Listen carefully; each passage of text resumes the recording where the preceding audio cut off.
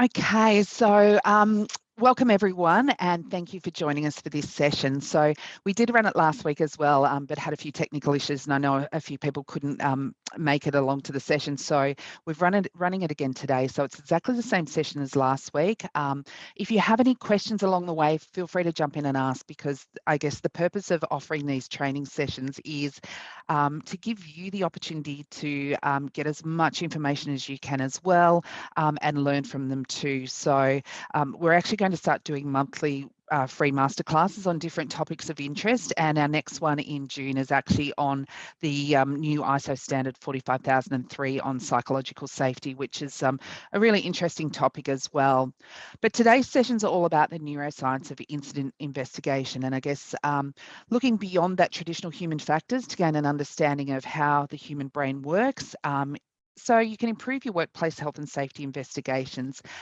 The key thing to remember with this as well is it's not just about investigations. Anything you learn in today's session is really relevant to anything you do in work health and safety. So whether it's just in terms of managing risk, understanding how people see and perceive risk as well, think about it in terms of how you can use it when you're developing policies and procedures or training programs as well.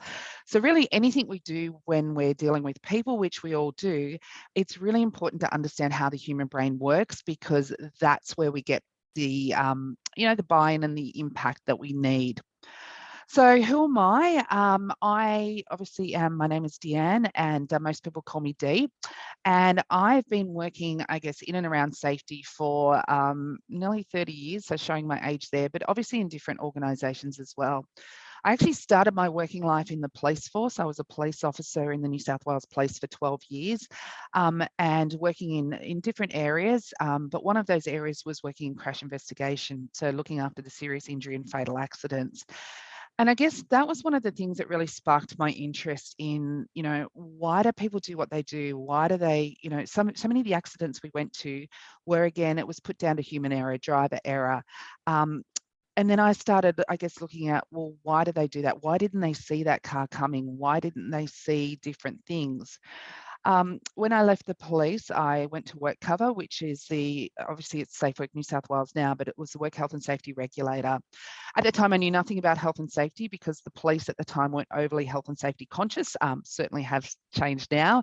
But I went there predominantly because they were dealing with heavy vehicle incidents, and it was around the time where there was a lot of heavy vehicle fatalities in New South Wales, and the coroner actually deemed them to be a workplace. And so Work Cover had to start investigating them. So I went across because of my investigation skills. Obviously in the police, a big part of my role was around investigations. And so when I went to Work Cover, they saw those skills as being really important and really valuable to them as well. So when I wasn't playing with trucks, I was usually out at the airport dealing with complaints and investigations out at the airport. And after 5 years at Work Cover, I was offered a role at Qantas in their engineering department, looking after their line maintenance operations in Australia, London, Singapore, and the US. I was there for a couple of years till GFC hit, and like a lot of companies, health and safety and HR roles were made redundant, and I guess a lot of the tasks that we were done were put back on the line managers, which is obviously, from, I guess, a fundamental safety perspective, that's what we want to do. We want line managers to understand health and safety. But, obviously they need that support as well. So, Qantas has actually flipped back with that as well. And, a lot of the roles that are back in those safety roles. When I left Qantas, I went to APA Group, which is gas infrastructure, and I was the General Manager of Health, Safety, Environment and Quality for just over 3 years. And during that time, it was really, I guess for me, exposed me to that mining sector. We built power stations, obviously gas pipelines throughout the Northern Territory and Western Australia as well. And when I left APA, it was that's when I started up my business, which is InSync Workplace Solutions, and that was 10 years ago. So we're celebrating 10 years today in July, which is a fantastic achievement. And with the business, again, I guess it was one of those things that I wanted to be able to help organisations before something happened. I have investigated, or I guess I've been involved in workplace fatalities, and from every different angle you can possibly look at, or serious incidents. Obviously, in the police and work cover, going to those incidents, investigating them, prosecuting companies as well for that. I've been involved in, obviously, helping organisations. I do a lot of investigations for legal firms around legal professional privilege that are done under legal professional privilege. And a key part of my role now is to really try and educate companies to build those physically and psychologically safe workplaces. And key to that is understanding how the human brain works. So, as I said, in the police, I was quite curious about why do people do what they do. Work cover sparked that as well. Why do people make these decisions that they make? And again, I guess I attended a lot of incidents where we'd look at them and go, gosh, that was such a simple thing. Why did they do that? So with that, I studied psychology and then went down the neuroscience path. And what I love about neuroscience is that it's really simple. It puts, I guess, a lot of those complicated viewpoints of psychology into a really simple way to understand how the human brain works. And so since then, everything I do is based on how the human brain works. So like I said, with investigations or with anything I do, I always look at how the human brain works, because again, it's fundamental to actually putting in those control measures as well, and making sure that, we implement things that are going to work with the brain and not against it. So why are we here today? And again, fundamentally, I guess a lot of the things I see, or a lot of safety professionals I talk to as well, all, I guess, are questioning those things around, how can we stop incidents from happening? And why is it that a lot of organizations always say it was that human error or that human factor that caused it, or is a contributing factor?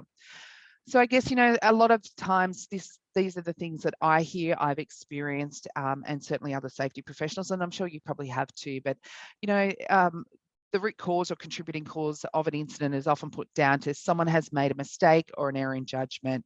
They haven't followed the procedure or process. They've misjudged the situation. They didn't have their eyes or mind on the task. They were rushing. They were complacent. They were operating on autopilot. They put themselves in the line of fire. They were distracted. And these are common things that I'm sure you've probably heard as well when you've been investigating incidents.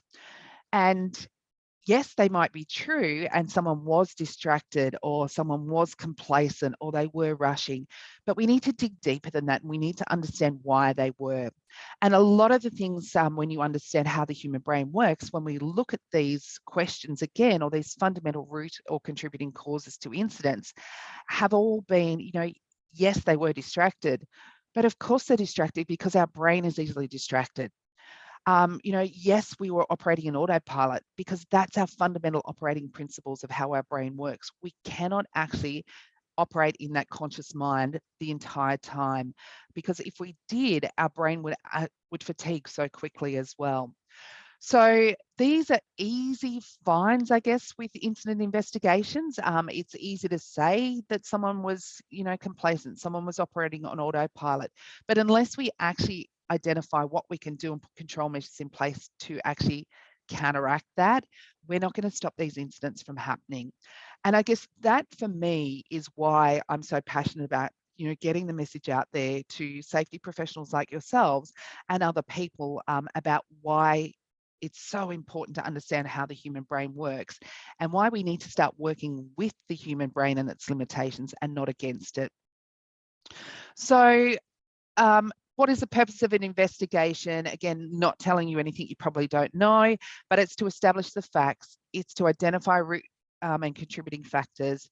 It's to review the adequacy of existing controls and procedures. And again, a lot of times I see it, and you may as well, where, again, what comes out of an investigation is, oh, we need to update a policy, or we need to implement a new procedure, or it's training. So, again, we go back to those simple things to implement that on face value sound like, good solutions. But again, unless they're done in a brain-friendly way, it's not going to make any difference.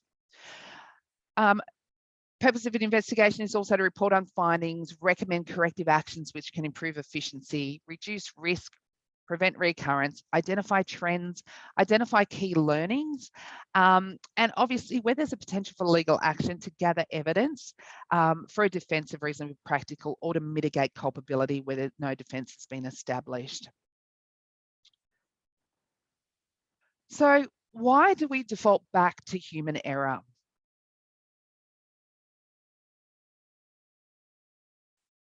And I think one of the key things that I find is we default back to human error, like I mentioned before, because we don't take into consideration how the brain works. So it's really easy to say it's human error because, you know, it 9 times out of 10 it is, but it's not intentional, and it's something that the brain often isn't even aware of, or we're not even aware of. So as I mentioned before, to really make a difference, we really need to understand how the human brain works, and then make sure that anything we put into place actually takes that into consideration. So what is neuroscience? Neuroscience is an evidence-based principle that provides greater understanding of how the brain works and how it influences behavior. And it's really important, I guess, when we look at it in terms of its safety, because 90 to 95% of human behavior is driven by the unconscious mind. And, you know, our working memory is our conscious mind. So if you look at the iceberg, and I know in safety we use the iceberg principle a lot, but that's only a really small part of what we actually see. And so most of the decisions that we make are actually in our conscious mind. And that's where that hardwiring, that autopilot comes from as well. So with that, what do you think the impact might be on safety when we know that 90 to 95% of human behaviour is driven by the unconscious mind?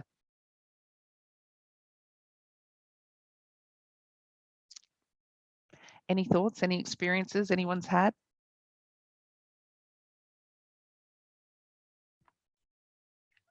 I suppose, we're sat in that space where we're habitual creatures. So we do what we've always done. Yep, absolutely. We're creatures of habit. And that's one of the reasons why, as humans, we don't like change either, because we are creatures of habit. And because we hardwire so much of what we do, a change, you know, means that we have to think about things as well. So, you know, a lot of times people say, oh, you know, they're resisting the change, or, you know, the workers are resisting the change. And most times it's not they're resisting it, it's because it's exhausting to actually do it, because they actually have to start thinking about things, and their brain actually can't cope with that as well. So it's really sort of, you know, it's really interesting when we start to look at that and understand that, because again, this neuroscience piece really fits into anything we do, from safety, change, anything that deals with human beings. So you're absolutely right. We're creatures of habit, and we do that because our brain has limitations. So some interesting facts about our brain, and you know, it's funny when we sort of look at it, because we just think that our brain is this amazing part of our body, which it is, but it actually weighs only about 1.3 to 1.4 kilos. It has the consistency of a soft-boiled egg or tofu. So next time you're eating a soft-boiled egg or tofu, just think about the consistency, and that's the consistency of our brain. It's the most complex organ in our body, but it has no moving parts. It's made up of 80% water. So that means just 2% dehydration can affect our attention, our memory, and cognitive abilities.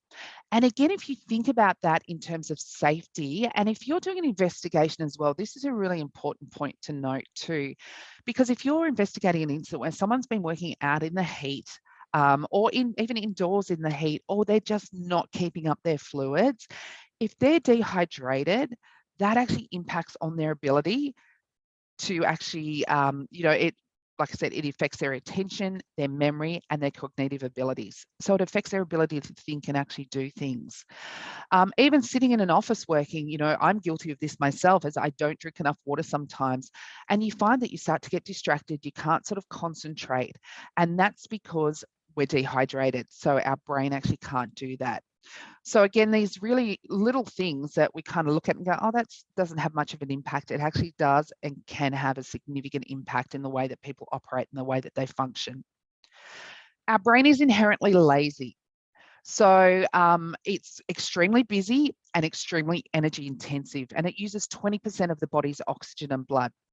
So it's with that, it's, because it's constantly trying to work and constantly trying to process information that we don't even realize it's doing, it's really busy all the time, but it's inherently lazy. And that's why it tries to hardwire everything that we do, or everything that's common and familiar, it tries to hardwire so it doesn't have to think about things and it can actually conserve that energy. It has about 50,000 thoughts coming into it each day, and that's from all of our senses. And what happens is, the information comes in and quickly our brain actually tries to sort that information to work out if it's something that we need, if it's something that we have to remember and what we need to do with that. We don't even realize that's going on. And again, I'll explain through this session why it does that and then what the impact can be as well. But just to give you some information, just a bit of trivia as well, the brain information travels up to 260 miles per hour, and a Formula One car actually tops out at 240 miles per hour. So that's how quickly everything is going around in our brain. So again, we don't even realize that's happening most of the time. And it generates about 20 watts of electricity, which is enough to power a low wattage light bulb. So, again, just a little bit of trivia just to let people know how much happens in our brain each day. And most people don't know about that. I've run training sessions, risk sessions with blue collar workers through to scientists, through to, executives, CEOs, all of different people. And everyone's fascinated when they find out how the human brain works as well, because again, we really don't take that into consideration, or it's not something we really talk about when we're doing a lot of our training. So another interesting fact, I guess, is that our brain is obviously one of the key things it does is its main objective is to keep us alive and achieve goals.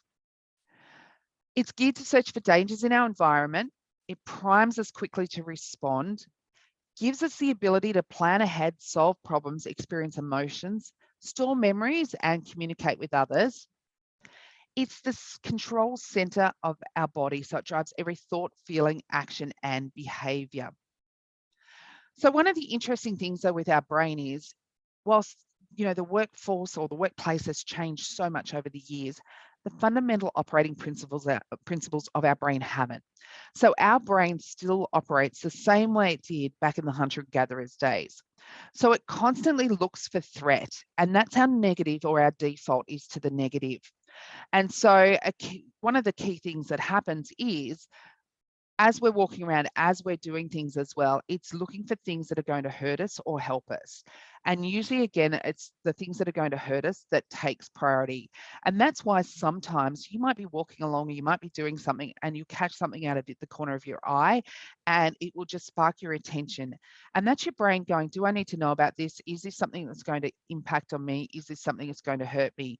And again, that information will fly through our brain. Our brain will work out if it's something that we need to take a notice of, or if it just dismisses it and goes, no, we don't need to know that.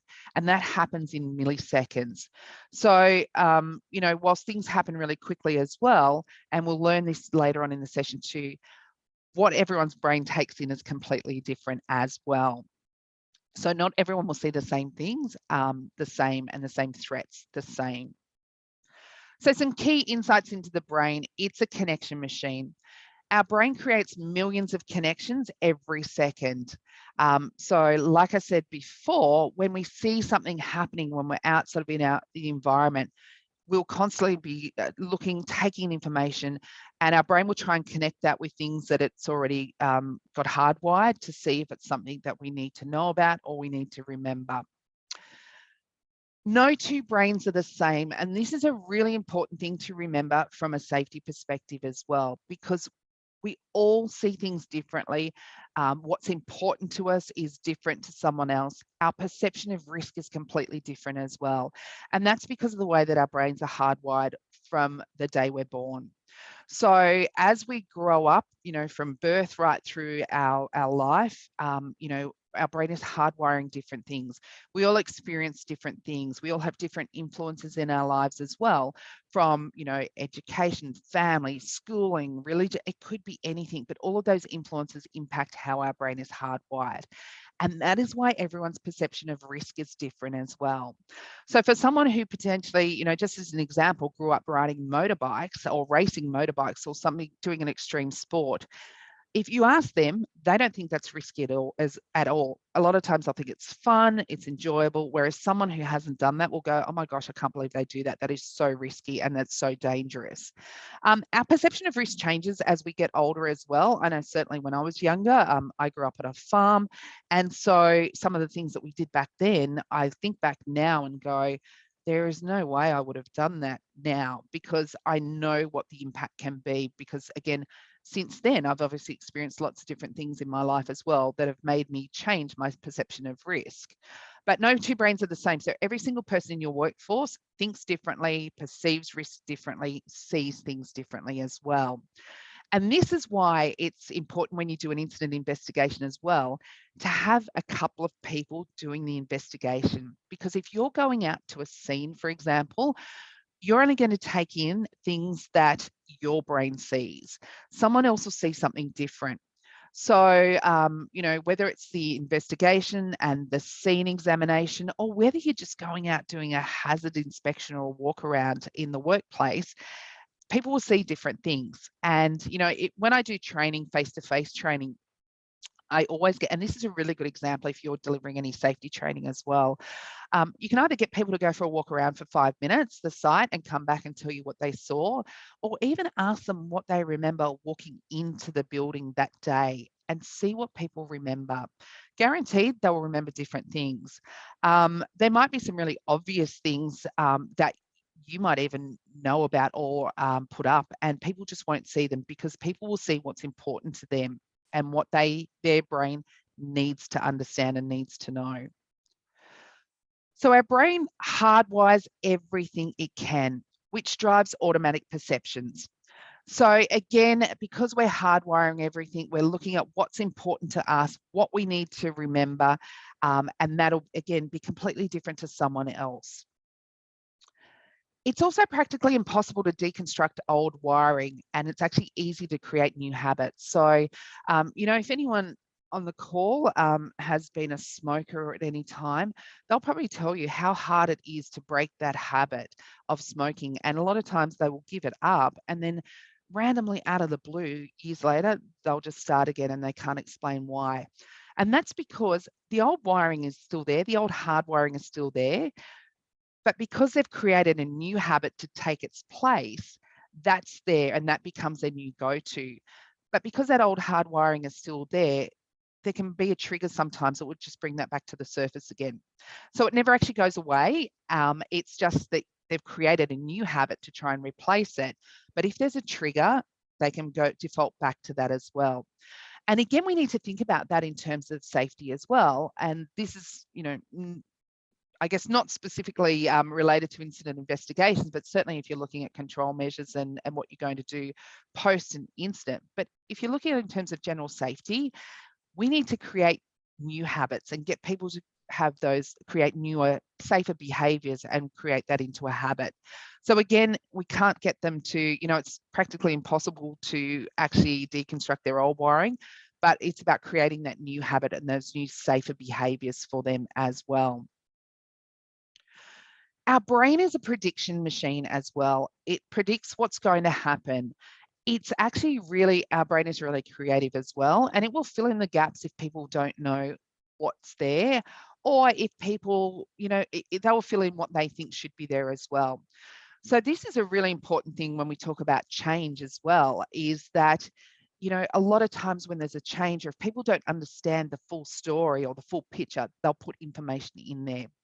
From an investigation perspective, where this can come into play is that, you know, something's happened and people will actually start thinking about what should have happened or how that should have worked. And suddenly that prediction or what they think becomes their reality as well.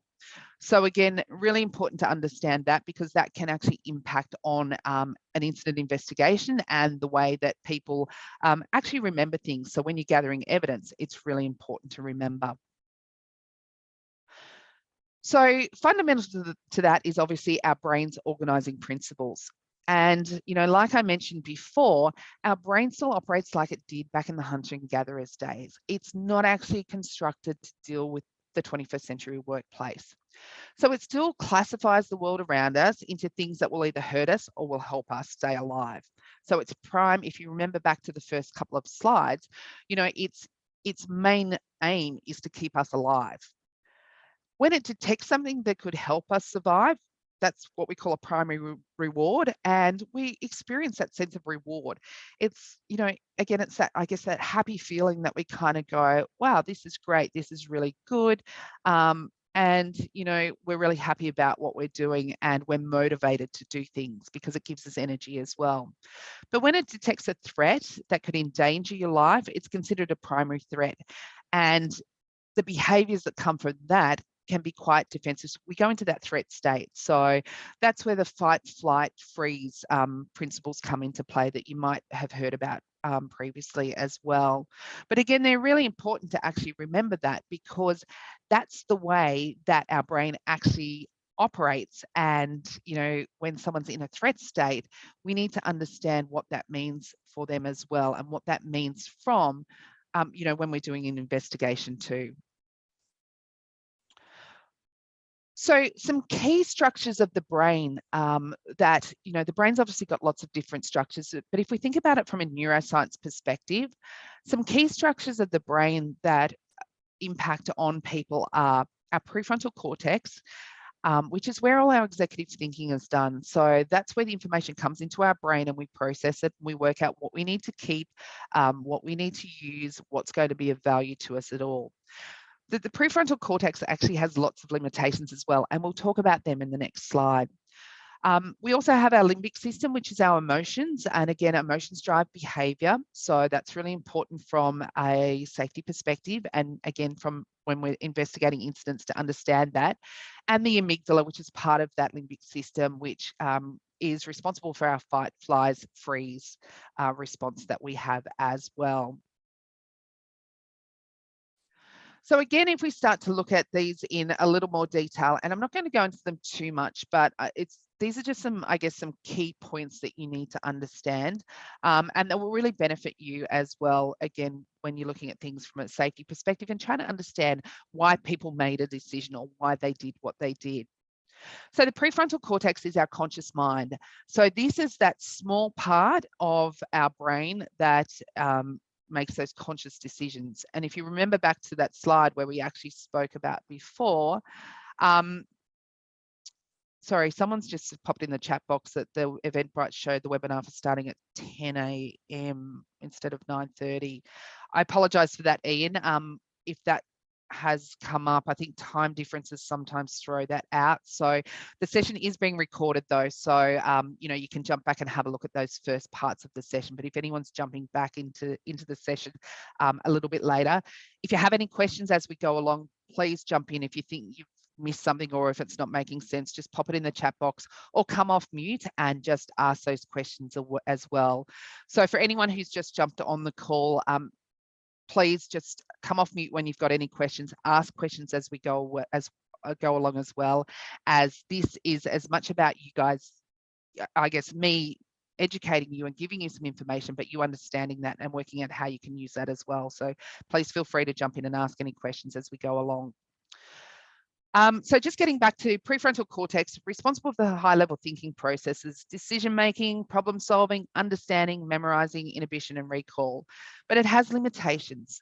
The prefrontal cortex is a very small part of our brain. It's the thickness of about 3 or 4 business cards stuck together, so not very big compared to the volume of the rest of the brain. And its primary functions are, like I said, responsible for that decision-making process, that problem-solving, that understanding, memorizing.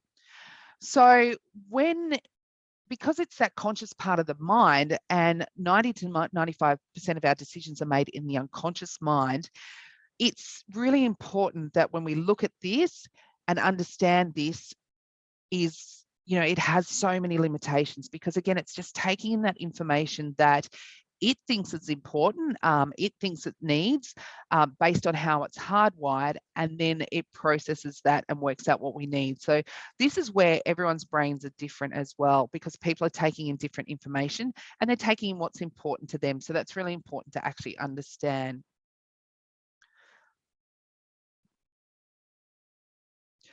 So like I mentioned, it's small, only accounts for about 4 to 5% of the volume of the brain, thickness of 4 business cards stuck together, and can generally only hold about 4 pieces of information at a time. So again, if you think back to one of the first slides, and if you've just jumped on the call, just to refresh that, we have about 50,000 thoughts come into our brain each day. So this part of our brain can only hold about 4 pieces of information at any one time. So the rest of the information will either be processed automatically and we don't even realize, and goes back into our unconscious mind where it's stored, or it's just dismissed.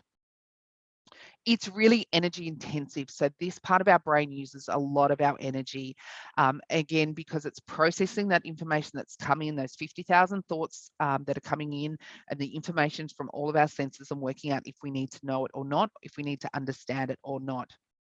And it processes information in a serial manner, and it can only do one thing at a time. We often think we can multitask, but we actually can't. So whilst I know as women, we quite often say we can multitask, we can do all these different things at once, neuroscience tells us that we actually can't multitask. What we do is switch. So we're doing a task and then we switch to another task, and that happens really quickly, so we don't even realize we're switching. But what happens when we switch tasks is it takes 20 minutes once we're distracted, or once we move away from something, it takes 20 minutes to actually reset and get back into that conscious state where we're taking it in, and our brain's actually working at its optimum as well. So when we're multitasking, we think we're doing a really good job at multitasking. We're actually losing a lot of that, because we're switching backwards and forwards between different tasks. And again, it starts to impact on how effective we are and what we actually recall and what we're taking in as well. The prefrontal cortex is really fussy and easily distracted as well. And that means that it's like the Goldilocks effect of our brain. It needs to have everything just right to be operating at its best. So when we think about, again, going back to the earlier slides where we spoke about our brain being 80% water and just 2% dehydration can impact on our decision making, our problem solving, our understanding, memorizing, that's where it impacts on that prefrontal cortex. So again, it will start, making errors, not thinking about things. It gets distracted. Our mind can wander. So often when we look at, again, if we relate this to incident investigations, often we'll say, oh, they were distracted. But we know the brain can get distracted. So what can we do to actually try and stop that from happening? Instead of just dismissing and say, human error, they were distracted, their mind wasn't on the task, they weren't concentrating. We know, science tells us that people get distracted easily. So if we know that, what can we actually do to mitigate that? Does that make sense to everyone?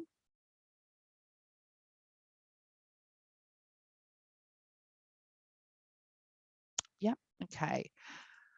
So the second part of our brain that's really important when we look at it from, I guess, the safety perspective or the neuroscience perspective is our limbic system. So the limbic system is the emotional core of the brain. It plays a role in smell, motivation, and memory. It scans data coming into the brain to work out, again, think about the operating principles, what's going to hurt us, what's going to help us. That's how our brain works. It tells us what to pay attention to and why. And again, that's different for everyone because no two brains are the same. So what's important to one person is not important to someone else. What someone thinks is a risk is not, someone else may not think it's a risk. So it tells us what to pay attention to and in what way, but everyone can be different in that as well. It's constantly making forward and backward decisions or towards and away decisions. So again, that's is it going to hurt me? Is it going to help me? So threat, reward. They are the principles our brain operates. We always look for threat. We always look for reward. Its automatic responses to danger or rewards is our emotions. And so emotions play such an important role in how people respond to things, and it drives people's behaviors as well. And I don't think we pay enough attention to emotions in workplaces either. And especially in, I guess, male-dominated industries. And I've worked in male-dominated industries all my life, obviously coming from the police and working in mining and gas infrastructure and that as well, is a lot of times, if someone said about their emotions, it would be dismissed and we don't really talk about it. But emotions drive behavior. So we need to actually consider that, because again, if we want to drive safe behaviors, we need to check in and be aware of emotions and the impact that they play. Also, when we're looking at investigations and we're trying to determine root causes or contributory causes as well, we need to consider how people were feeling, what was going on as well, because that can impact on their ability to actually do things, take in the information that they need to, and it drives their behavior as well. So sensing danger reward has a dramatic impact on how and what we think about. We are governed by and the governors of our emotions. So again, emotions are really important when we're dealing with people and from a safety perspective as well. And an interesting thing to remember too is that threat responses are much stronger, faster, they happen faster, and they last a lot longer than a reward response. So if you ever think about it, has anyone ever had an experience where, your boss has called you or walked past your desk and went, I want to see you in my office in 5 minutes? What's your natural reaction, or what's your first response to that?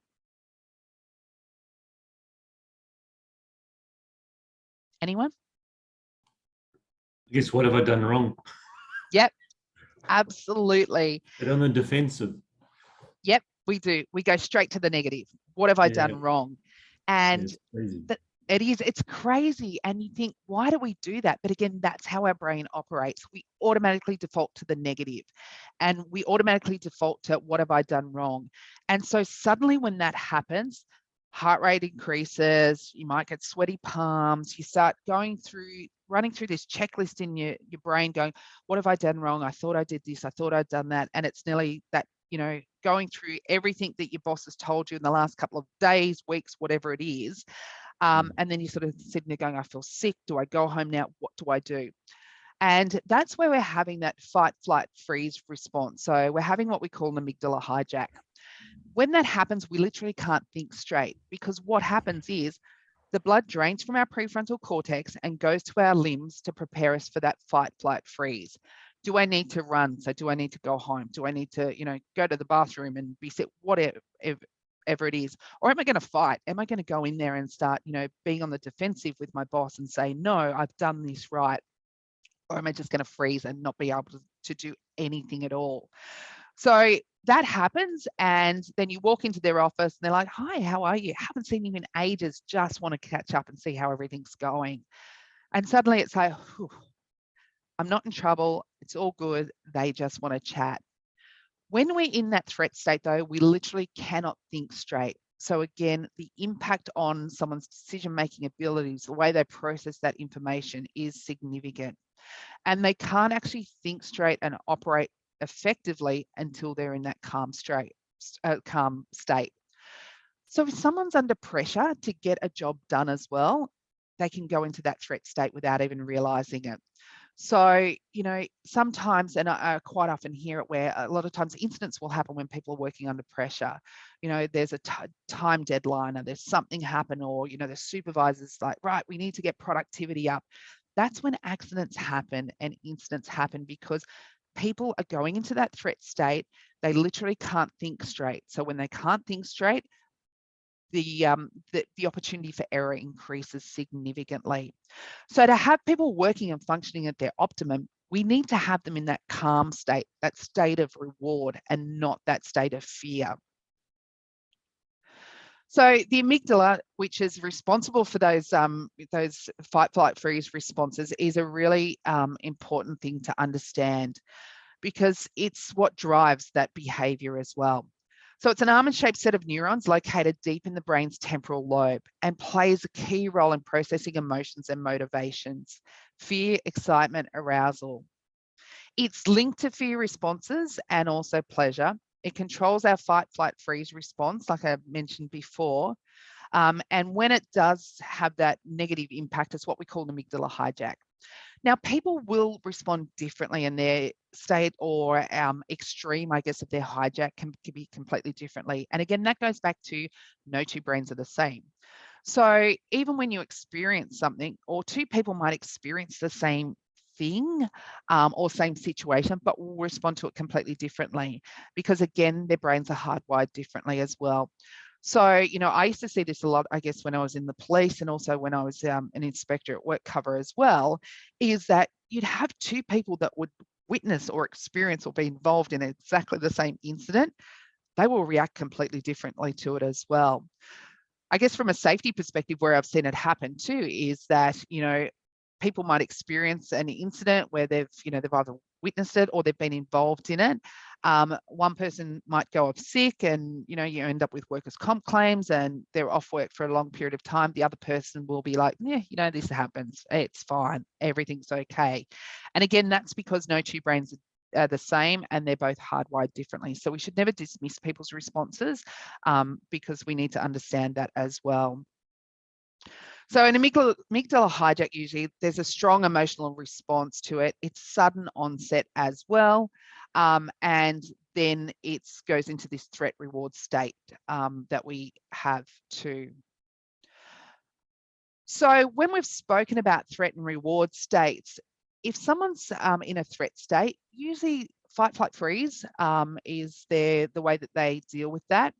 They're distracted, they're anxious, they think less clearly, they have less emotional control. So, you know, again, they're in that negative state. So boss says to them, I want to see you in my office in 5 minutes. They start to panic and emotions can come out as well. They can be quite irrational. They see threats where they don't exist. They see workplace and colleagues as more hostile than it really is. They have narrower vision, reduced memory, poor performance, a weakened immune system. So this is where, you know, even the way that our brain operates can impact on our health and well-being as well. So dopamine, which is the feel-good hormone, is down. Cortisol, which is the stress hormone, is up. The reward state, which is obviously the opposite and where we want people to be in, and this is where people operate at their best, is they're a lot more positive. They're a lot more focused on their tasks. They're a lot more resilient, so they can deal with things a lot better and bounce back from that adversity or when things have happened. They're a lot more willing to collaborate, more able to learn, open to new ideas. They're innovative, they're creative, they're willing to get involved. Dopamine levels are up, so that's that, you know, that feel-good hormone, and cortisol is down. So again, that's where people operate at their best, is when they're in the reward state. But again, our default, our natural operating state or our natural operating response to things is always that threat state. And it's really interesting too, because, you know, if you look over the years when we look at performance reviews and how they go as well, and the old performance models, they used to be the sandwich models. It was, you know, positive, negative, positive. And if we finish with a positive, everyone thought that that was great and people will go on and they'll be fine. But what neuroscience has actually taught us is that it takes 7 positives to negate a negative. So when you do that, and even think about this when you're doing safety conversations with people as well, is that you might say to them, hey, you're doing an amazing job, but all people hear is but. And then again, the way their brain operates is they go straight to that negative, straight to that threat state. Here we go, but I knew this was coming. You know, they always find fault with things. They're always looking to catch us out on things, and our brain will sit in that state. So even when you're having that conversation with people and you're going, but, you know, you might be able to do this a little differently or whatever, and then you finish with the positive, they're still hanging back on that but and that negative. So I challenge everyone when I do any sort of, you know, safety training or leadership training or whatever it is to try and remove but from the conversation as well. Because the moment you say but, that's like a trigger for someone's brain, and it just puts them in that threat state and goes straight to that negative. And they will not remember anything other than that but and that negative part. So all of the positive aspects you've said in the conversation goes back to that as well, and they won't actually take that in. So whilst that doesn't specifically, I guess, relate to incident investigations, it's a really important thing to remember when you're communicating outcomes of an investigation to people as well. Even though, I mean, there's always learnings from an investigation, and there's things that we need to actually improve and have conversations with, but it's about changing the language as well to try and keep people in that reward state and get them out of that threat state. So they will take in that information, they will take in those learnings, and we have more of an opportunity to actually make and embed changes in the way that people operate as well. Does that make sense to everyone?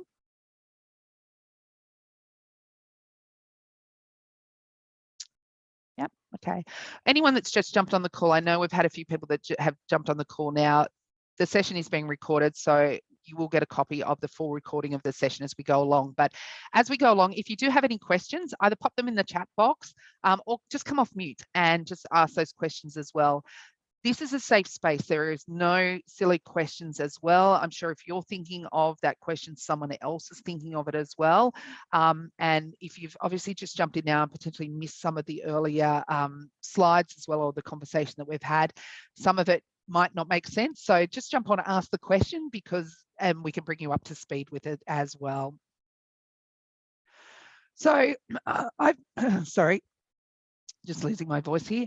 So I've mentioned some of the impacts that the threat and reward states can have on investigations, but does anyone else have any thoughts about how those threat reward states might have an impact on your investigations, or just safety in general?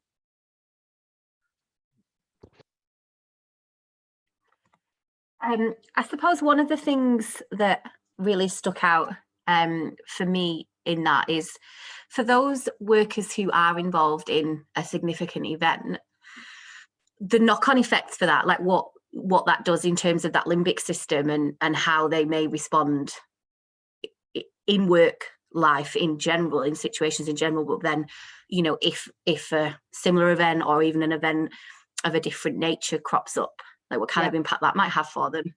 Yep, absolutely. And then I'm connecting dots to you know, our workers' well-being. Yep. Because we're thinking about injuries and significant events, but actually I'm sitting in this space also considering how this all fits into our wellness and our well-being, that we really need to be very proactive and intentional with as well. Yep, absolutely. And we're seeing more of, like, and it is so important that we consider that well-being and how that impacts on this as well, because when we look at that whole psychological safety piece too, it's around people feeling comfortable to make mistakes, to try things, to put their hand up as well. Unfortunately, I guess what we've seen over the years as well is a lot of people automatically see safety professionals as being the safety police. They're only here to find fault with things. You know, auditing, it's about finding, you know, errors or non-conformances or whatever. And it's really hard to get that out of people. Like, if someone's had that bad experience, and it might have been years and years ago where they've had that bad experience and in a different organization, but they still have that, they carry that forward into your organization or what they're doing now. So again, it's, you know, it's those negative things stay with us a lot longer than the positive experiences that we have as well.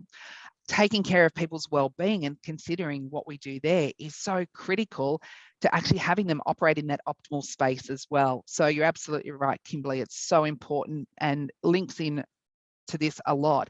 And again, something that I find with safety investigations, you know, we never really explore those well-being pieces when we're looking at contributory causes as well. So, you know, how is someone, you know, the impact of that is significant, and it might actually help us with actually putting in proper corrective actions. We automatically default a lot of times with investigations at system errors. You know, it's the human error, which we've spoken about a lot, but we don't dig deeper. And I guess that's one of the things that I have really been advocating as well, as we need to dig deeper. We need to go beyond those, and we need to look at the whole person as well. So I guess one of the things that I do in my business, you know, we're all about now is, you know, educating, enabling and empowering, you know, individuals and organizations to build, you know, those inclusive workplaces, those where, you know, everyone feels psychologically safe, physically safe, you know, and can bring their whole authentic self to work as well. And that wellbeing part is really important in that. And we need to understand the impact of emotions as well. Like I said, emotions can really impact on the way people or impacts on people's behavior. They drive behavior. So if their well-being's not great, we're not focusing on that, again, that's going to impact on their emotional state, which is going to impact on the way that they function and operate as well. So really important. Definitely. Thanks for bringing that up. No, it's I'm even going so far as to, so, you know, one of our team members is an ex-trade, and he was an ex-trade for 30 years, so comes with a whole wealth of knowledge, you know, in terms of thinking about things from a trade perspective, but has been on the receiving end of compliance-based safety for so many years. Yeah, that it is, and I almost become frustrated. We're talking about safe space now, about having the same conversations over and over again about, we're trying to drive those behaviors, that behavioral safety, and looking at it from that human organizational performance perspective and from a positive perspective. And I'm really struggling as to why that's not getting in. But it's not getting in because it's hardwired in him. Exactly. It's and it makes so much sense to me now. Yeah. Yep, exactly. And it is, if someone's had that bad, it can be really frustrating sometimes. And I've experienced it myself as well. And you're thinking, why don't they get this? Absolutely. Yeah. And it's because it's hardwired in. So what you need to work on is creating that new habit that's going to replace that old hardwiring. And that's challenging as well. And a lot of times too, especially, a lot of older workers will kind of go, oh, you can't, I'm too old to learn new things. No one is too old to learn. Our brain is actually capable of learning new things up until the day we die. But you've got to want to learn as well. So there's got to be some motivation. Again, our brain likes to work on that reward as well. So what's in it for me is a big thing too. Why should I do it? What's in it for me? And what happens if I don't do it as well? So, if you kind of look at things from a change perspective, our brain is really, the way it operates as well. We're kind of, we're selfish as well. We want to know what's in it for me. Why do I need to do this? So again, that's another way of, I guess, trying to get people to create those new habits as well, and understand their hardwiring is they need that information. I don't know if you've noticed, but as kids, we always ask, but why, but why, but why? I mean, I know my mum and dad used to say when I was little, they used to have, because I would never stop. It was always, but why, but why, but why? I would keep asking why until I got an answer that made sense to me. But I think as adults and in workplaces, a lot of times we'll go, but why? And then it's like we're shut down straight away. It's like, you just need to do it. Like, don't ask questions, just do it. And of course, our brain is going to go, oh, hang on a sec. Well, that doesn't make sense to me. So why should I do it? So our brain needs that information. It needs to understand the why. And again, everyone's why is different. It needs to understand the why, what's in it for them. So what's the benefit? What's the reward? And then what happens if I don't do it? So if I don't do it, what's the impact going to be? Because if the reward doesn't outweigh the impact, they're going to go, well, why do I need to learn this? Like, why do I need to put all of this energy and effort into learning something new when I'm not really going to get a benefit out of it either? Yeah. So again, that's something that's really important as well when we're looking at, just safety in general, or anything we do when we're dealing with people. Absolutely. Right. Anyone else got any thoughts, comments, questions? Yeah, hi Dee, it's Mike Davies. Hey, Mike. It's the question, what impact do you think threat reward states can have on investigations? I think we need to be mindful of our own perceptions of threats and rewards in our own states, because that can then determine which way an investigation goes. So if you come up with someone who is, say, not cooperative, you could perceive that as a threat, and then you will treat them differently because they're affecting your potential reward. Absolutely. And that is a really, really significant part of an investigation, is how we as investigators interact and behave as well, and how we set up that space as well when we're doing an investigation. Because again, remembering that if we're doing an investigation, usually something's happened. So automatically people, and especially if they've had a bad experience with an investigation or an investigator, they will be in that threat state to start with. So they will shut down, they will be defensive, they will be on that negative. And if we, as the investigator, kind of go, oh, hang on a sec, they're just being difficult, they're trying to hide something, we make those preconceived ideas and thoughts and decisions about what's actually happened.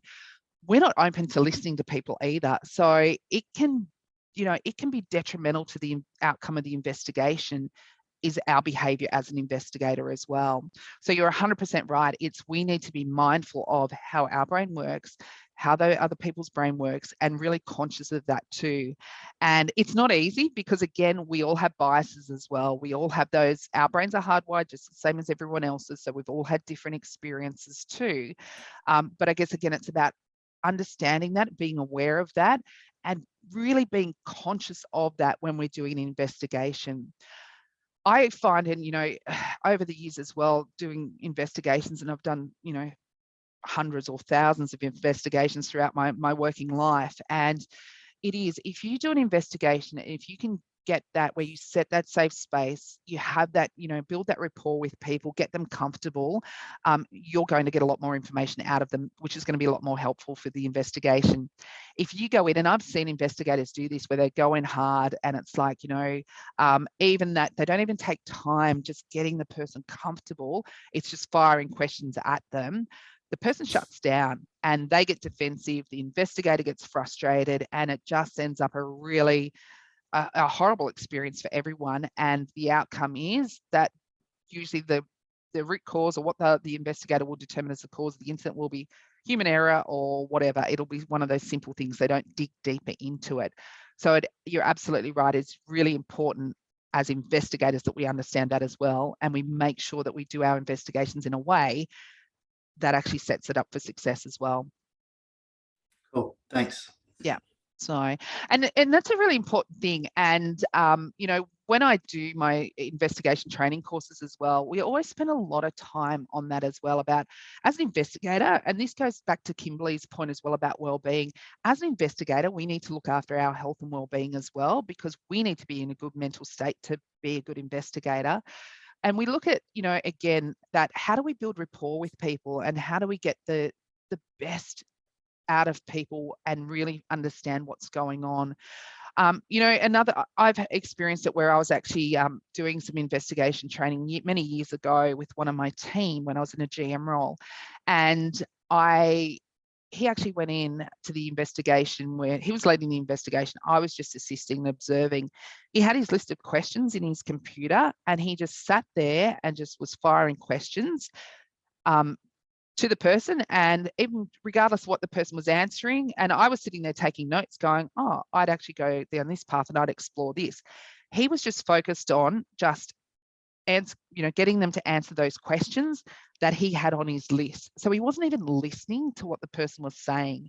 And there were so many critical points that person said that needed to be explored, but because they didn't fit with the questions he had in his, you know, his pro forma questionnaire sheet or interview sheet that he had, he just completely missed those.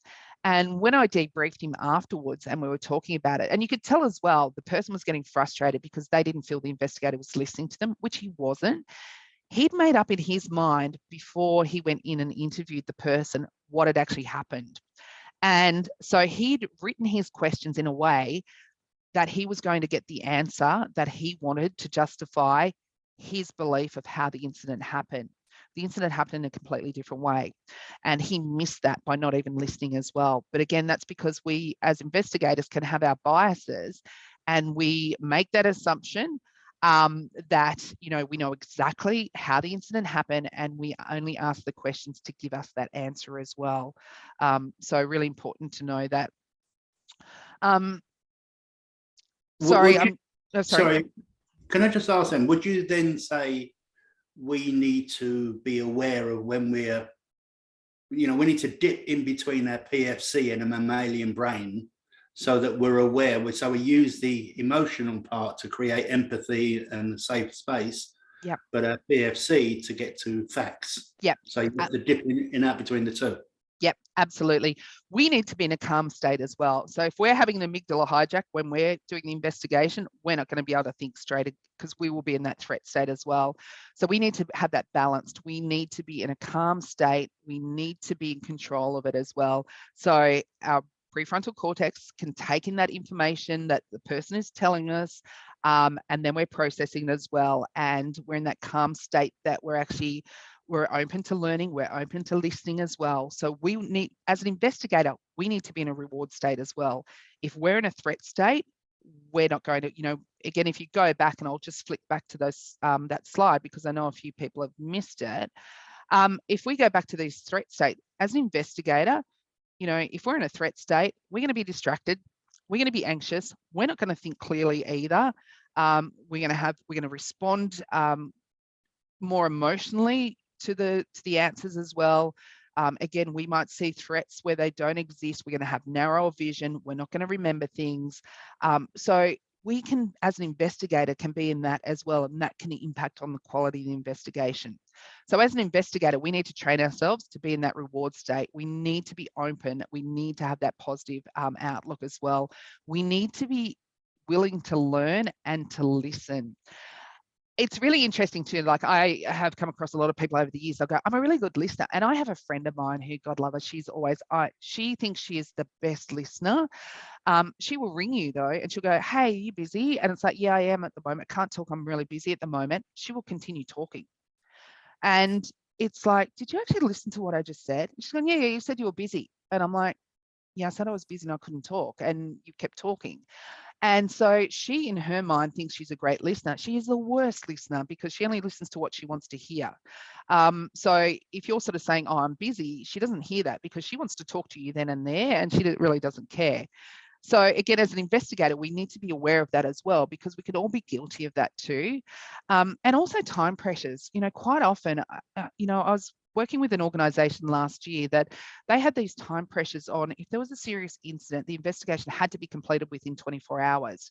You cannot complete a thorough investigation in 24 hours because, you might be able to get some preliminary information, but you need to have time to actually even plan the investigation, to set that up as well. So if you're working as an investigator to a time frame like that, where they say you've only got 24 hours and we need the full investigation, you're going to miss things. You're going to be in a threat state, and it might be, you might not even realize that, but you'll be panicking, go, gosh, I've got to get this done. I have to get this finished, because if I don't meet the 24-hour time frame, then I'm going to get into trouble as well. So, with organizations that have those time frames, I always say as well, what's the purpose of your investigation? Are you actually trying to find out what really happened and put good control measures in place to stop this happening again? Or is it a tick the box where you go, done the investigation, that's it, let's move on? So, if we're working under pressures like that ourselves, it can be challenging as well. So again, as an investigator, we need to be aware of that. So thanks for bringing that up, Mike. That's really a really valid point. Anyone else?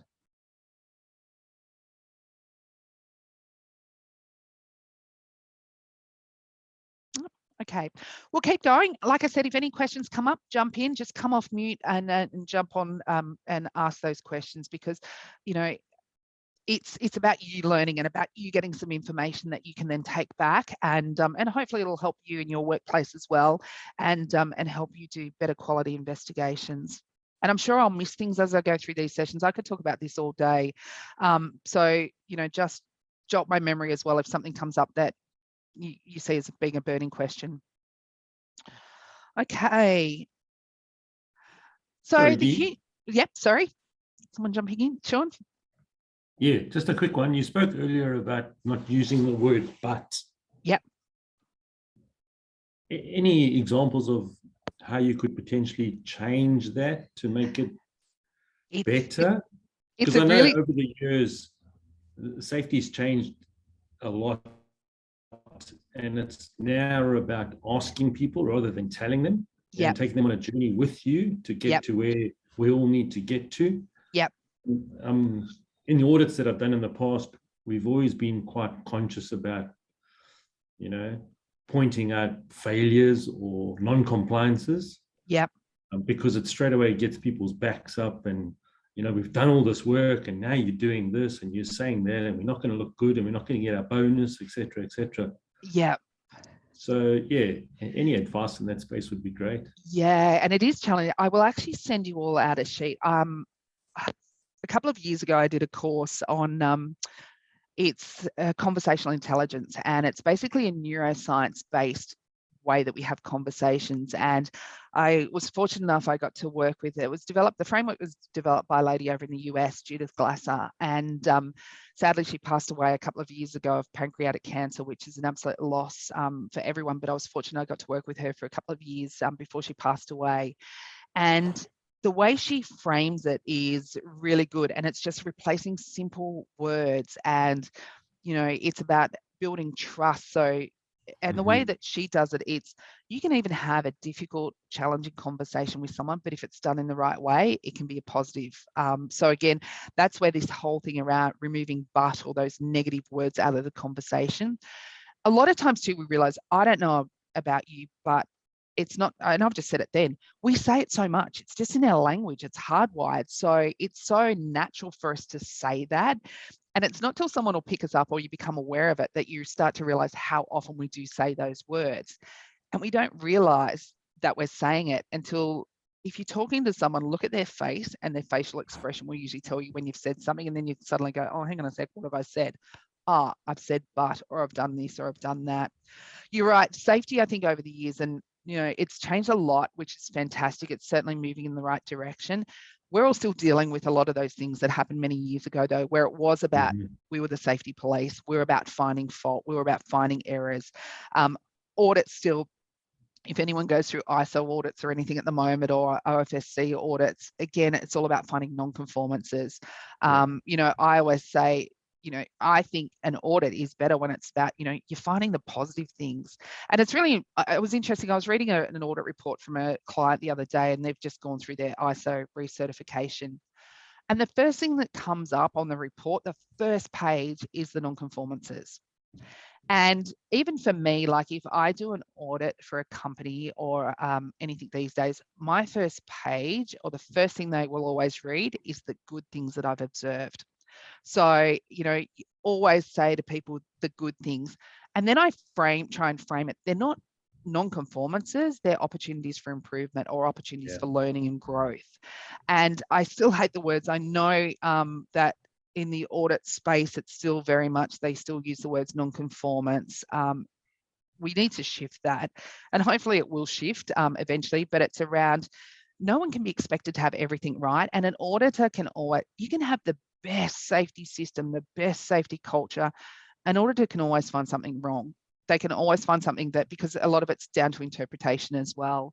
So again, it's about framing it in a way that, these are not bad things, like they're just opportunities for improvement. And you may not have even realized that it's not working like this, or it's not working as effectively as it should be.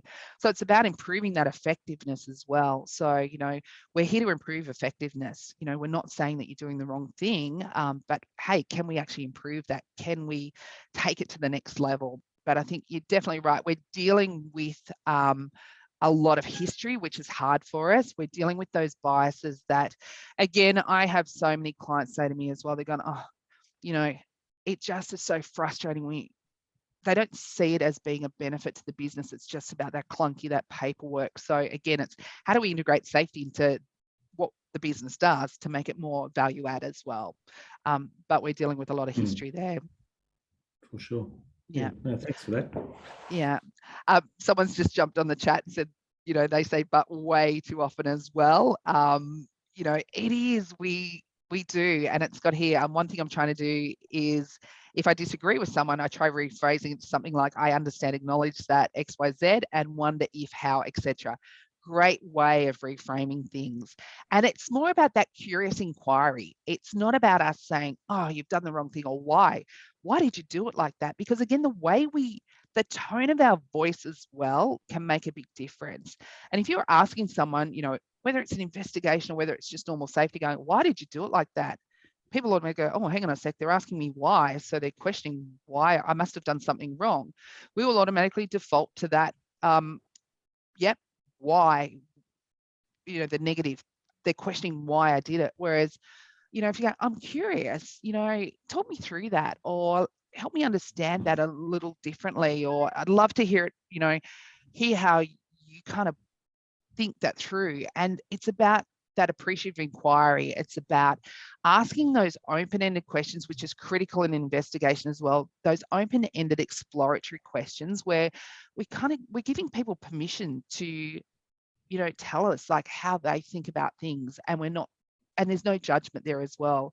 So again, I guess back to Mike's point as well, is we need to be so careful as an investigator of the way we ask questions and the way that we operate, because that can come across and put people in that threat state as well, just by simply asking. And it's innocent. 9 times out of 10, it's innocent, but just go, why would you do that?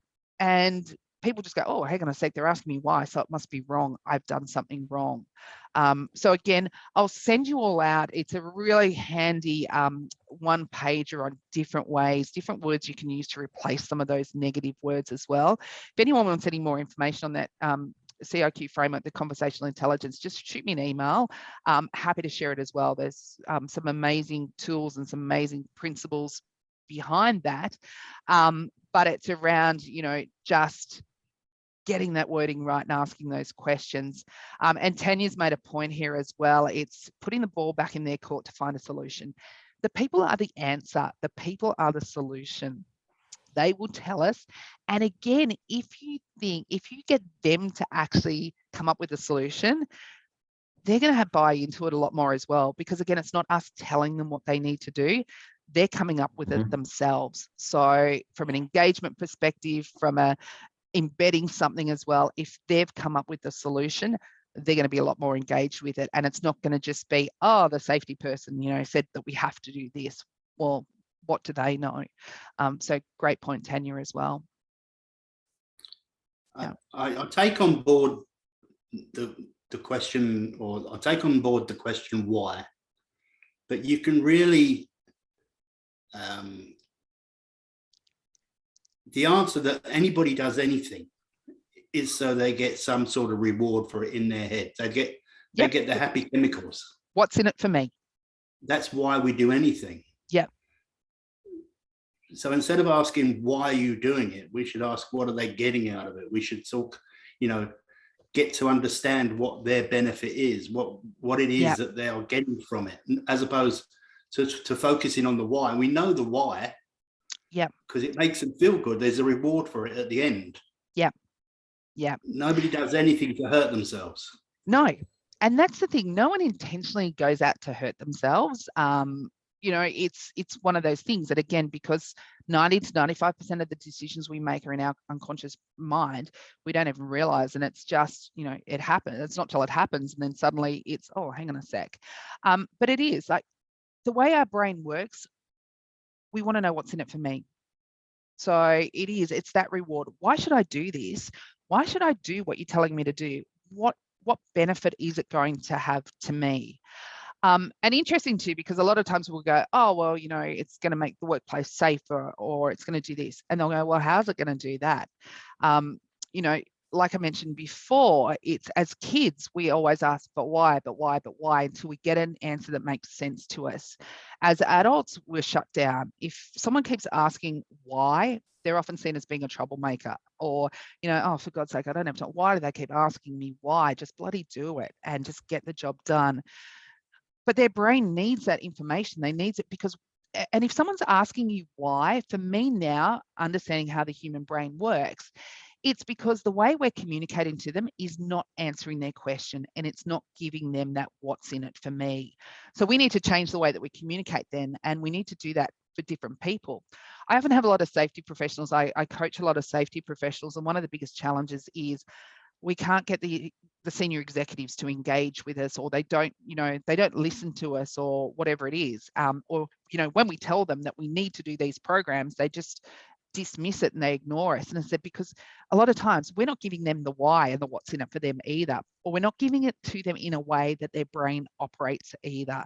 And again, everyone will think differently. If you're talking to a CFO, they talk dollars and they see things as dollars, investment, budgets, profit and loss, all of that kind of stuff.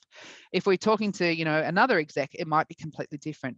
So again, it's about taking the time to understand our stakeholders as well, and trying to get a bit of an insight into who they are and how they think about things. And obviously that's challenging. If you're looking after a workforce of, hundreds or thousands of people, you can't literally go around to everyone and go, so how does your brain work and how do you take in that information? But again, it's about making sure everything we do, we have it in the different ways that will accommodate for people the way that they take in information. I think back to when I was at school. I hated school. I was the worst student. I think my mum and dad used to hate going to parent-teacher night because I would always get the, why isn't she more like her sister? I had an older sister who was the model student and I wasn't. I would sit there and literally ask my teachers all the time, why? My maths teacher who I had in high school from year 7, I went to school, regional New South Wales, so smaller school, had the same teacher from year 6 to year 12. And I used to sit there and go, why do I need to learn this? Because I'm never going to walk around the street going X, Y over Z equals whatever. And he'd be like, just stop asking questions. You just need to learn it. And for me, that was the worst thing because I'd be sitting there going, well, no, you can't tell me why I need to learn this. So I'm not going to learn it. I'm not going to waste my time and energy because you can't tell me why I need to learn this. When I joined the police and joined the crash unit, I found out why I needed to learn it. I had to actually go back and relearn it, but it made sense to me then because I was learning for a purpose and for a reason, and I understood why I needed to learn it. So if we're trying to teach people things as well, that they can't understand why they need to do it, and we're not giving them the answers as well, they're not going to do it, and they're not going to take that information in. So I thought I was a bad student. I thought I was a hopeless learner. I'm now a lifelong learner, but I learn things now because I'm interested in them and, I have a curious mind and I find the best way that I learn as well. I've gone through when I did my psychology degree, there's no way I did it online, which I know it doesn't work for a lot of people, but for me, sitting in a lecture doesn't work for me. Sitting and reading PowerPoint slides doesn't work for me. I need to actually be able to sit there, process it, do it, and I learn by doing. So our workers are the same as well. So a lot of times when we're doing things like, risk assessments or, we're doing safety training, induction training, whatever it is, if you went back and asked the people how much they remember, guaranteed 9 times out of 10, they won't remember much about it at all. I did for a client I was working with a couple of years ago. We actually did a review of their work health and safety training. And part of that review was we actually spoke to the people and said, hey, how was your training experience? What did you learn? What can you remember from it? People couldn't remember. And we actually spoke to, there was even one employee, a new starter, had done his induction with that company the week before, couldn't remember anything from that induction, but could remember a company 5 years ago that he did his induction with, because of the way that the training was delivered as well. So again, if we think about how the brain works, and a lot of times it's, again, we just do that stock standard, this is how you do training, this is what we need to do, this is how you learn, this is the important things. And again, they don't actually take that information in because that's not how their brain works. Policies, procedures, I don't know about you, but I was reviewing a risk assessment for a company the other day. The risk assessment was 26 pages long. And they were like, we can't understand why the employees actually aren't doing what we've put in the risk assessment. So it's 26 pages long. They're not going to read it. A policy, a procedure, again, the way our brain works is that over a couple of pages, usually 2 pages maximum, no one will read anything else. They'll start actually going through and going, oh, I can't be bothered. They'll get distracted. Their mind will wander. They'll start thinking about other things. That happens in every situation, whether we're doing our work, whether we're in a training session, whether we're reading a policy or procedure, our brain will get distracted. You've probably sat on this session today and your mind would have wandered multiple times as well. And you probably started thinking about what you're going to have for dinner. What have you got to do after this call? That is natural. Our brain wanders. And it's about how do we get people's attention and bring it back as well. Alan has in the chat box something interesting that he heard from a student one day was a quote, everything before the word but was bullshit. At the time I asked him to clarify. And he said that his whole life experiences, he'd found that everyone said before the word but actually meant nothing to do nothing to what was about to happen. And this was because his personal observation and experience, from redundancies to other negative outcomes, he had thought about after the events. It's an interesting perspective to be informed about. Absolutely, it is, because again, it's that but knew this was coming. I've had 2 redundancies in my career over the life as well. And it's really interesting because same thing, when they first start talking, going, oh, you've been amazing, you're such a valuable employee, and it's like, was that all bullshit? Was I really a valuable employee? Because if I was, why are you making my position redundant? So again, we do. It's that default, the way that our brain operates as well. Tanya, a good example is people who say, I'm not sexist, but exactly. That but just changes everything. So really think about that. And it could be anything. It's like, I'm not racist, I'm not sexist, I'm not, I'm not on a power trip, I'm anything that we do, anything we think about, the moment we say but, it kind of is that, but actually I kind of am, but I'm not going to tell you that I am. So it is a really powerful word, and it can be a really impactful and detrimental word as well. So great discussion there, and some great points that have come up. So thanks for everyone. Our brain is actually smarter than we think. And I think sometimes we kind of go, oh, you know what? It doesn't really, it's just our brain. It doesn't really make, and we don't really think about how smart it actually is. But certainly there's some key things that we can do. Hang on a sec. I'm just opening my other screen up because I'm going to get you to do a bit of a quiz.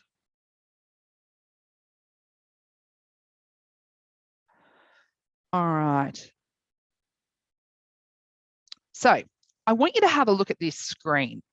Can anyone read that?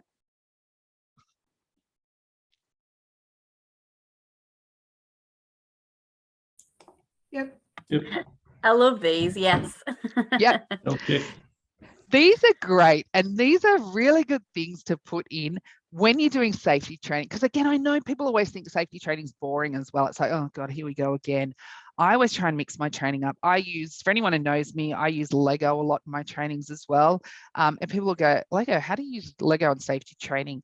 It's about getting people to do something different. And, I'll get them to build a Lego model just to introduce themselves. And people go, what did that have to do with safety training? And I went, you know what? It actually got them engaged, got them using their hands. And again, if you think about how our brains work, if we're actually using our hands, we're actually opening more neurons in our brain and we take more information in. So there's this whole hands-on, minds-on principles as well. But really interesting, sometimes we focus so much on things like spelling when we're doing things too, our brain really doesn't care. So as long as, like this says, according to research at Cambridge University, it doesn't matter what order the letters in a word are. The only important thing is that the first and last letter be in the right place. So the rest can be a total mess and you can still read it without a problem. This is because the human mind does not read every letter by itself, but the word as a whole. So, just showing people that as well, people go, oh, wow, hey, that's amazing. And again, it's just about that engaging people, getting them into, to actually start thinking about things as well. And it's like, don't sweat the small stuff. Like a spelling mistake is not going to make that much difference. And sometimes, again, we focus on those small things and we forget about the big picture as well. So even with an incident investigation, a lot of times as investigators, we can go down a rabbit hole and just focus on something so small and so minor that we don't look at the big picture. And we need to take a step back and actually look at that as well. Okay, I'm actually going to stop sharing my screen here for a sec because I actually want to do a bit of a quiz. How good do you think your memory is?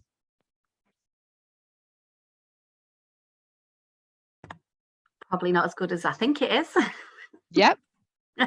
We'll soon find out. Sorry, what was the question? How good do you think your memory is? Yeah, no, I was just kidding. Yeah, good one. You got me.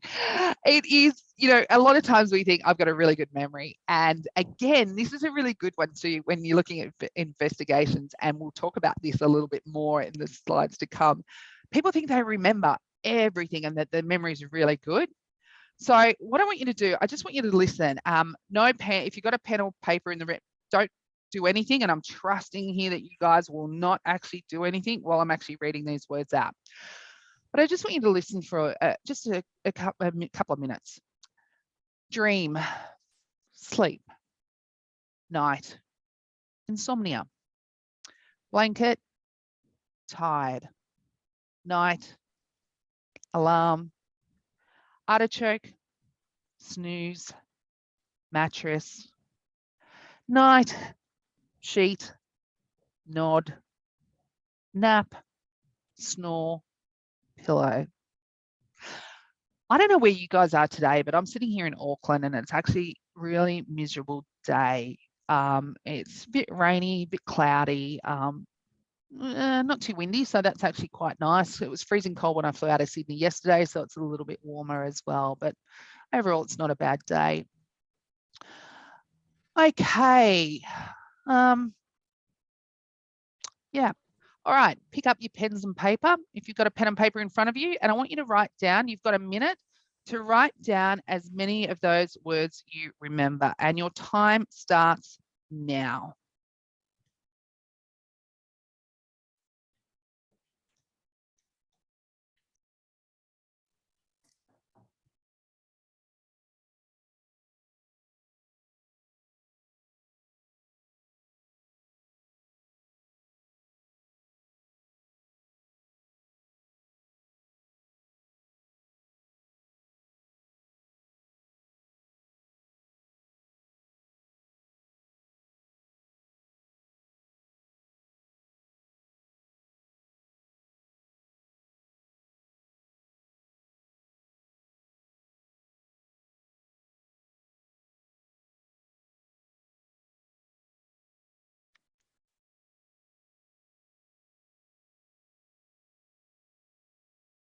Okay, pens down.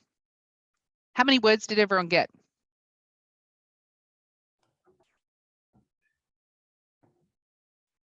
12, 10, 11. 11? I got 2 because somebody came into my meeting room and interrupted me. Oh no. I know. We got 7. Anyone else? All righty.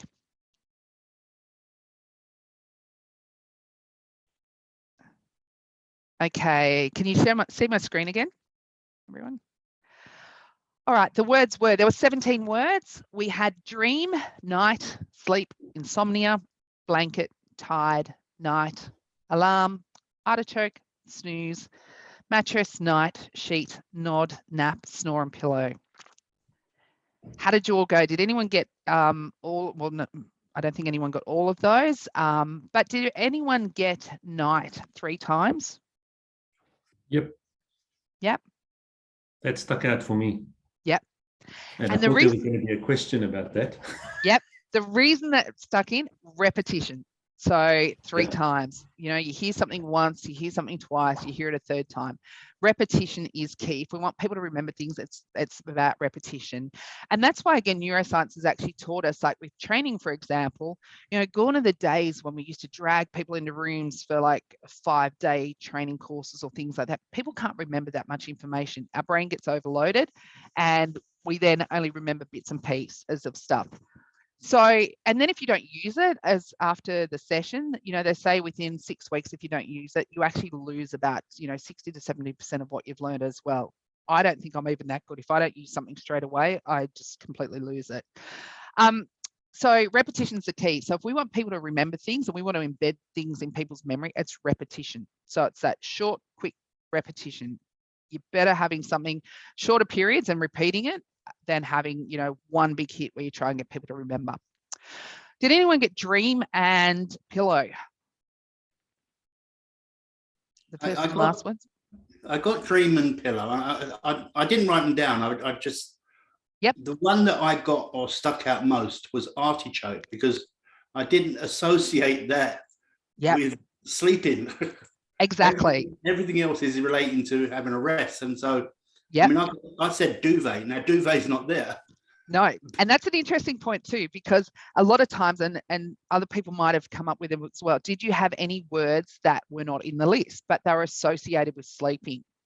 that comes up because, again, we think about things by association. So as soon as you start reading the words out, you kind of go, oh yeah, this has got to do with sleeping. So what else? And then when we're trying to remember it, it's like, what else is associated with sleeping? So we'll quite often have people will come up with things like, yeah, duvets, doonas, all of these different things like, bed, there's no bed there, but, people will think and fill in the gaps. And that's what our brain does. It remembers things by association. So we start to go, yeah, well, a bed's associated with sleep, so it must have been there. So it can actually play tricks on us. Dream and pillow, a lot of times people remember them. That's what we call recency and primacy effect. So we usually remember sort of, the first and last things we hear as well. So in terms of, and again, this is probably doesn't relate so much to investigations, but if you're doing toolbox talks, if there's really important things you want people to remember, first and last, repeat things as well. If you want to spark people's attention, it's the artichoke. So again, if you think about it, we work in autopilot most of our time that we're working, because that's the only way we can work. Our brain hardwires things, so we literally don't have to think about things. So if you've got people working in a really repetitive environment, and even not so much that, just normal working environment, we need to have an artichoke. We need to have something that's out of the ordinary, different, that sparks their attention and brings them back to what they're doing. I did some training a few years ago with motorcycle posties, and it was really interesting because they used to say to me, they used to do the same run all the time. And one of the guys actually said to me one day, he was doing his deliveries, and he said he didn't even think about it. He just was operating autopilot the whole time. And he actually got to this house this one day, went to put the mail in the letterbox, went to lean over and actually fell over because the letterbox wasn't there anymore. On the weekend, they'd actually done the gardening and they'd moved the letterbox, and he didn't even realize. So then we started doing this. We did with this with them as well. And we said, I need you to find an artichoke. So when you're out and you run, and before we come back next week, I want you to find an artichoke. So they went out and they were just looking for all of these different things. The things they come back and told me the next week were amazing, because they started taking notice of things and they started going, oh, hang on a sec, I need to look for something different. So, a lot of times, I guess and it became a bit of a game and a bit of a competition with them, who could find the weirdest thing that was happening on their runs, and they'd talk about it at the end of the day. A lot of times, especially if people are working in production lines and those environments where it's that really repetitive work, we don't even think about that and the impact. And when something happens, it's like, they were complacent, they were operating in autopilot. Again, we know the brain's going to operate that way. So we need to get people to find an artichoke. So it's a bit of that having fun and giving people permission to find funny things or find something that's out of the ordinary or different, to keep their mind active when they're doing their task as well. And, I've had people say to me, oh yeah, but if they're doing that, they're not concentrating on the task. But you know what? If they're not doing that, they're not concentrating either, because again, they're operating in autopilot. So if you've got people being active and kind of looking for different things, and then making it kind of that bit of a, oh, what did you say at the end of the day? What happened? What was different? People will come in and out of that autopilot state a lot more as well. So just a bit of fun, just a bit of trivia. Obviously, again, it makes you realize that, we can't remember everything. Some people think they have absolutely amazing memories. We don't. We can literally usually remember 7 to 9 is the average. So that's why phone numbers, even with mobile numbers and whatever now, we usually know the first couple of letter numbers are the same, and then we'll remember the rest. So, 7 to 9 is kind of the average. And our brain does work, we group things as well. And that's a key thing. A lot of times the way our memory works is we'll chunk or we'll group. We go with things that are similar or things that we think should go in there as well.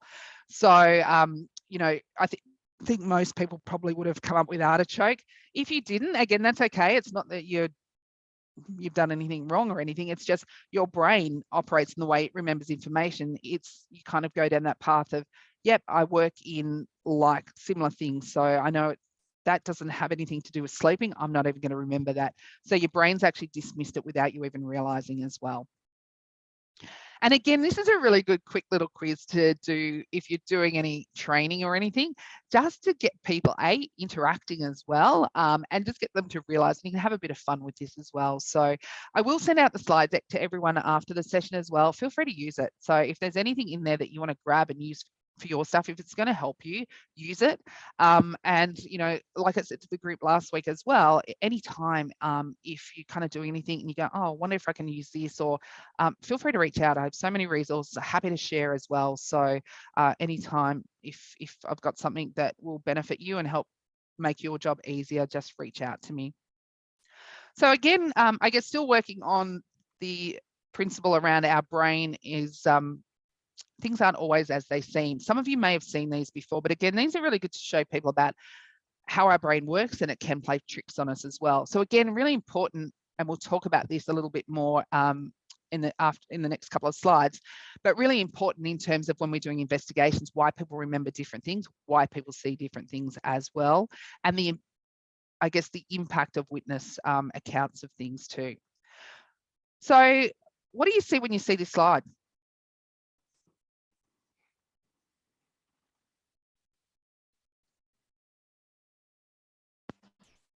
An optical illusion. Can anyone see the dots move? Are the dots moving for anyone?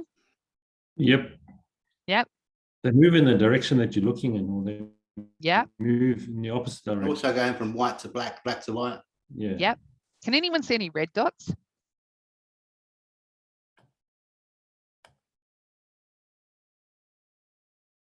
No? Okay. No.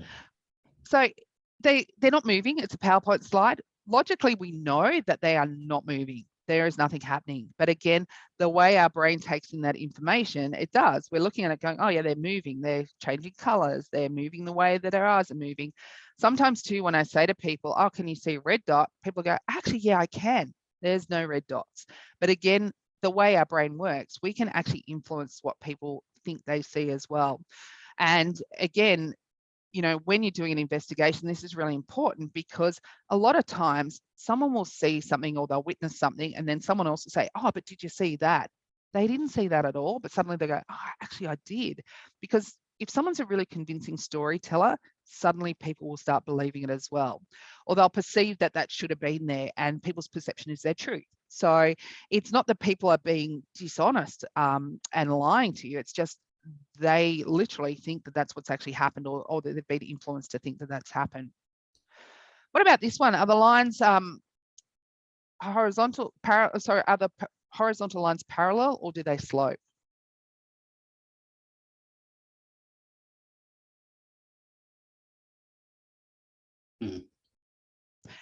They're actually parallel, but they do look like they're sloping.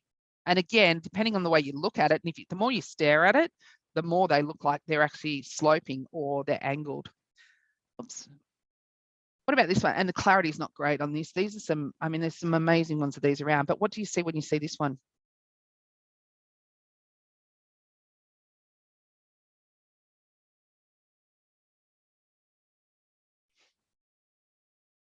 Tree? Does anyone see any faces, any heads? Yeah. Yeah.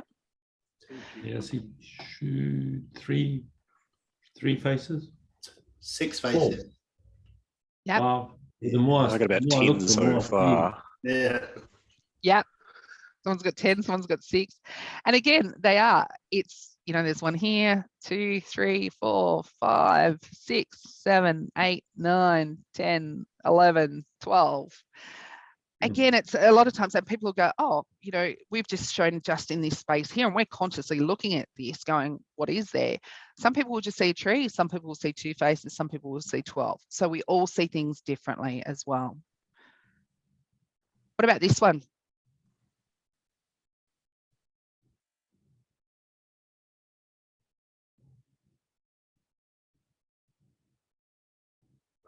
Yeah, that one's pretty clever.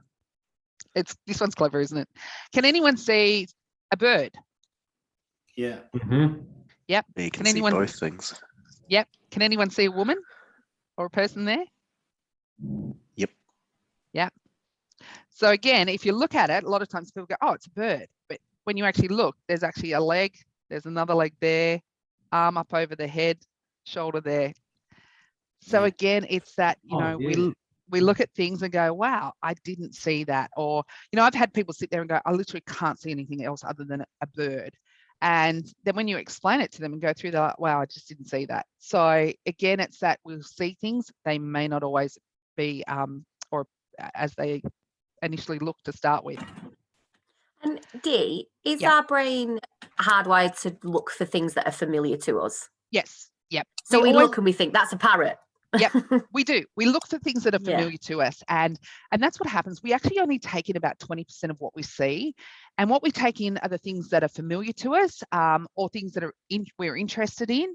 And I guess a good example of that too is, if you've decided to buy a new car, and you kind of go, yeah, I'm going to get this car, and then suddenly you see that car everywhere, like you're driving around going, there's one, there's one, there's one. Yes, that's so true. Yep, they were there before, but it didn't interest us before. And so now suddenly it interests us because we've just bought that car and now we're seeing them everywhere. So our brain only takes in, like I said, 20% of what we see, which again, if you look at that from a safety perspective, that's significant, because if we're taking in 20%, there's 80% of the things that we're not taking in. And we will all take in different things because of the way our brain's hardwired and what interests us as well. So again, that's why it's really important, if you're doing an investigation, always have potentially at least 2 people doing the investigation, because if you're going and doing the scene examination, you will both take in different things and recall different things about the scene.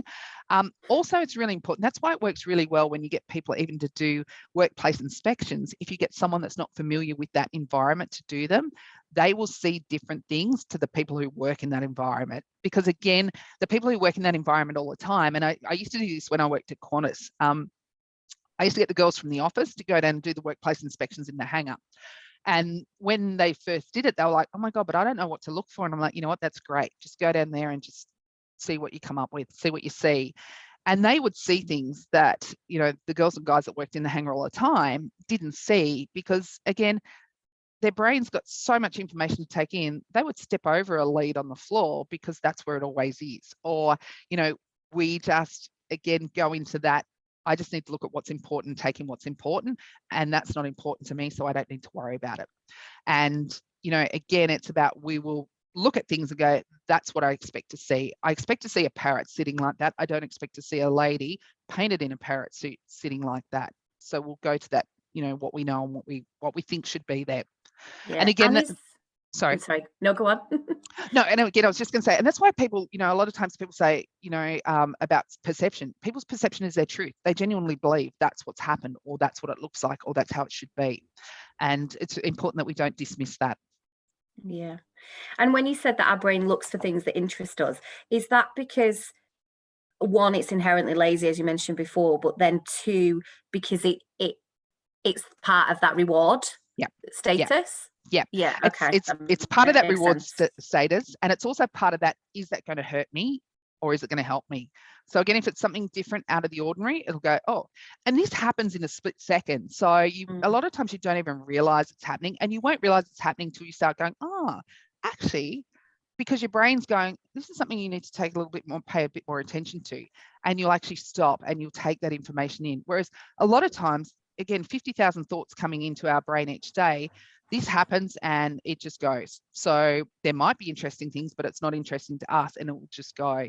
Again, this is where I guess that example of getting people to do a walk around and coming back telling you what they saw is a good example to show how that works as well.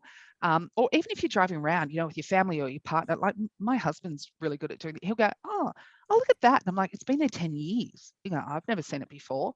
And it's never interested him before, but suddenly now something's changed and it's grabbed his attention. So, that's why billboards and marketing and advertising agencies are really good at the whole neuroscience piece, because even sometimes, and I don't know about you, but you go, that is the worst ad ever. Like, why would they do that? And we're like, you know what? We've all taken it in. We've all remembered it because it's so bad, or it's so weird, or it's so different. So again, if you think about it in terms of that, think about it in terms of your safety things too. If you put a poster up on a wall, someone might notice it for the first day or two, and then they just dismiss it because they go, not important, doesn't matter, and they'll just walk past that poster. So, people often have said to me in workplaces, the only posters they really take notice of are the ones on the back of the toilet door, because they might be sitting there and they've got nothing else to do, and while they're in the bathroom, they're reading what's on the back of the toilet door. But to walk around in general in the workplace, they don't even see that stuff. High vis is another interesting one as well. When high vis first come in, you used to notice it because it was different. It was out of the ordinary. Now, so many people wear high vis, you don't even notice it anymore. I had a good example. I was at a workplace before lockdown, and there was about 20 of us walking around, and I actually had a pink high vis. They all had the standard yellow high vis. I had a pink high vis on. And at the end of the day, I was talking to one of the workers, and he was like, "Oh, I saw you earlier in the day." And I said, "Oh, yeah, I was with the group walking around." And he went, "Oh, what group?" He said, "I only saw you." Out of all of those people, the 20 in the group, he only saw me because I had a pink high vis on. So it was something different. It was out of the ordinary. The rest just blended in to what he expected to see. So everyone walks around in the yellow high vis, don't even take notice anymore. Oh, yeah. The physical process for the majority of us for sight is the same. Yep. Rods, cones, transaction, electrical, all that sort of stuff. Yep. So which is faster, the brain or the eye? The eye. Because if you look at, say, I'm just saying, if you look at a clock. Yep. And it's the second hand doesn't look like it's moving, then all of a sudden it starts to move. Is that your brain catching up? Yep. So the eye, again, because the brain's processing everything that comes in from all of our senses. So again, it's kind of coming in and it's working out what we need to take notice of. So again, it's like, oh, hang on a sec. Yep. Oh, that's not working, or whatever it is. So yep, our eyes see it and then our brain catches up. And sometimes it's a split second, you don't even realize it. Sometimes there's a bit of a lag as well. Another really good exercise to show people what they actually remember and how good their memory and what they take in is, and it's probably not as easy to do these days because most people will just have digital watches or they don't wear them. But when people used to wear watches, and you can probably do it, I've actually done it with people's phones. We're constantly, I don't know about you, but when I wear a watch, I'm constantly looking at the time. Half the time I don't take it in because someone will say to me, "Oh, what time is it?" And I'll go, "Oh, I've got to look again because I haven't actually registered what the time is." But I used to get people to take their watches off, put them face down on the table, and then draw a picture of the front of their face of their watch. And I had one guy and he drew this amazing, beautiful watch. And it was, the hands, and it was an analog watch and had all the different features on it. Turned his watch over and his watch was actually a digital watch. He'd drawn a watch from about 10 years ago and not the one he was currently wearing today. So again, it's about, what we remember, how we take in that information. Phones, if you get people to look at draw it of their phones, what are the icons on your front screen? Everyone's on their phone constantly these days, and we're always looking at it. We're not taking in that information as well. So I guess it's really important when you're sort of trying to teach people and even trying to explain to people with investigations why they don't remember things or why things might be different for different people. Because I know a lot of times when I've presented investigation reports, I've actually had managers saying to me, "Oh, well, that's not what happened." And it's like, but you know what? That's how they've seen it as happening. So, really important to understand that as well. So like this slide said, life is all about how we see things. So again, with this slide, what do you see?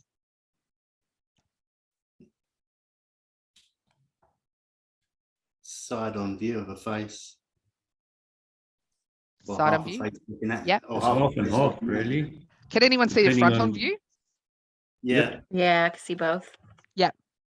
Yeah. First thing I saw was the front-on view being photoshopped to take it away to give the optical illusion of a side-on profile. But when you look at the earring hanging in the ear, you see that you're looking at an ear front-on rather than side-on. Yeah. And that's interesting too that you've picked up on that, because a lot of people don't even pick up on the earring or the ear. So again, it's how we all take in that information. So life is all about how we see things, and we all see things differently. So again, that can have a significant impact when you're doing an investigation, because people will see things how they think it should have happened as well. So some key things with investigations, I guess, again, is to remember no two brains are the same. we all see and interpret things differently. And just by showing those pictures, we've seen how that works as well. And, and you're a trained professional, so we know about this stuff and we still see things differently. So for the everyday worker that doesn't deal with things like this, it can be an absolute game changer when they actually understand this as well. We all respond and react differently, and that's based on how we're hardwired. 90 to 95% of the time we're operating in autopilot, so we're not consciously aware of what we're doing, and that's just because of the way our brain, the limitations and capabilities of our brain. We only take in 20% of what we see, and generally it's what is important to us or what interests us. So again, really important to understand that people only take in 20% of what they see. So and it's all different as well. So someone might remember one thing, someone might remember another thing. So that's why with an investigation, we need to actually just look beyond that as well. Actually gathering the physical evidence, looking at different things is so important too. We can easily be influenced to change our mind. So again, because our brain, will start to make up things and start to fill in things, even looking at those pictures, some people said, I didn't see that. And then when everyone else saw it, somebody was like, I can actually see that now. So that happens all the time. So people will, the water cooler talk is always a classic. And again, doing an investigation, this is why it's really important to kind of separate everyone as well, so they're not talking about it if you're going to interview people, because someone might remember something and then someone go, oh, but did you see that? And they'll go, oh, actually I did. They didn't see it, but suddenly because someone else saw it, they went, oh, hang on a sec, yeah, it must have been there. So again, it's really easy to influence people to change their minds. An interesting thing as well is eyewitness accounts of events are generally only about 50% accurate, because it's difficult to remember details of something or someone we're not familiar with. And again, there's some really good exercises you can play around with this. Like, another good one that we used to do is describe, if your wife or your husband or your kids went missing and you had to go to the police today and report them, describe what they look like and what they were wearing. And it's really funny because a lot of times we go, I said goodbye to them all this morning, I can't remember. What color eyes have they got? And we don't remember that stuff because, again, we kind of don't think we need to remember because they're always there and we can always go back. But it's really, really difficult to remember things we are familiar with. So if we're looking at things that we're not familiar with or someone we're not familiar with, it adds that extra layer of complexity into it. So eyewitness accounts aren't always reliable. Yes, they're helpful, but are not always reliable. So always remember that too. And again, this is really important when we're drawing conclusions on investigations. And I often get asked as well, what investigation methodology or what tool I use. Do I use ICAM? Do I use Taproot? Do I use Fishbone? Whatever. I actually don't. I'm trained in a lot of them. I don't use them. And, for me, the quality of the investigation comes from how well I gather the evidence. And that includes getting statements from people, witness accounts as well, and then analysing that and looking at it and digging that little bit deeper as well. And I'm not saying that those tools aren't good. Obviously, I know a lot of organisations use them. But for me, working, I guess, in the police and working for the regulator, we never use tools like that. So the way I learned to investigate was around, obviously it was gathering that evidence and then, looking at it all together from that holistic view. And I think sometimes those tools can actually drive us down the wrong path as well. I reviewed an incident probably about 12 months ago for an organisation, and the way that the tool was sort of worked out and the way that they actually mapped it, they went, oh, the person deliberately didn't follow procedure. So that meant it was going to be disciplinary action. It wasn't that he didn't follow procedure. He followed procedure. He just misjudged a distance. And that's a completely different thing. And again, when you looked at it, it was two overhead cranes collided. It had happened before. This was about the third time. And I actually said to them, I've gone, well, we know the limitations of the brain. Why wouldn't we just paint a line where it's supposed to stop? Because it was literally 30 centimeters why he misjudged. When you're looking at something from a distance, again, that perception and how our brain works, we can't always take in that information. So they actually were going down the path of this person had not followed procedure. They were going to be disciplined, formal warnings and all of this kind of stuff.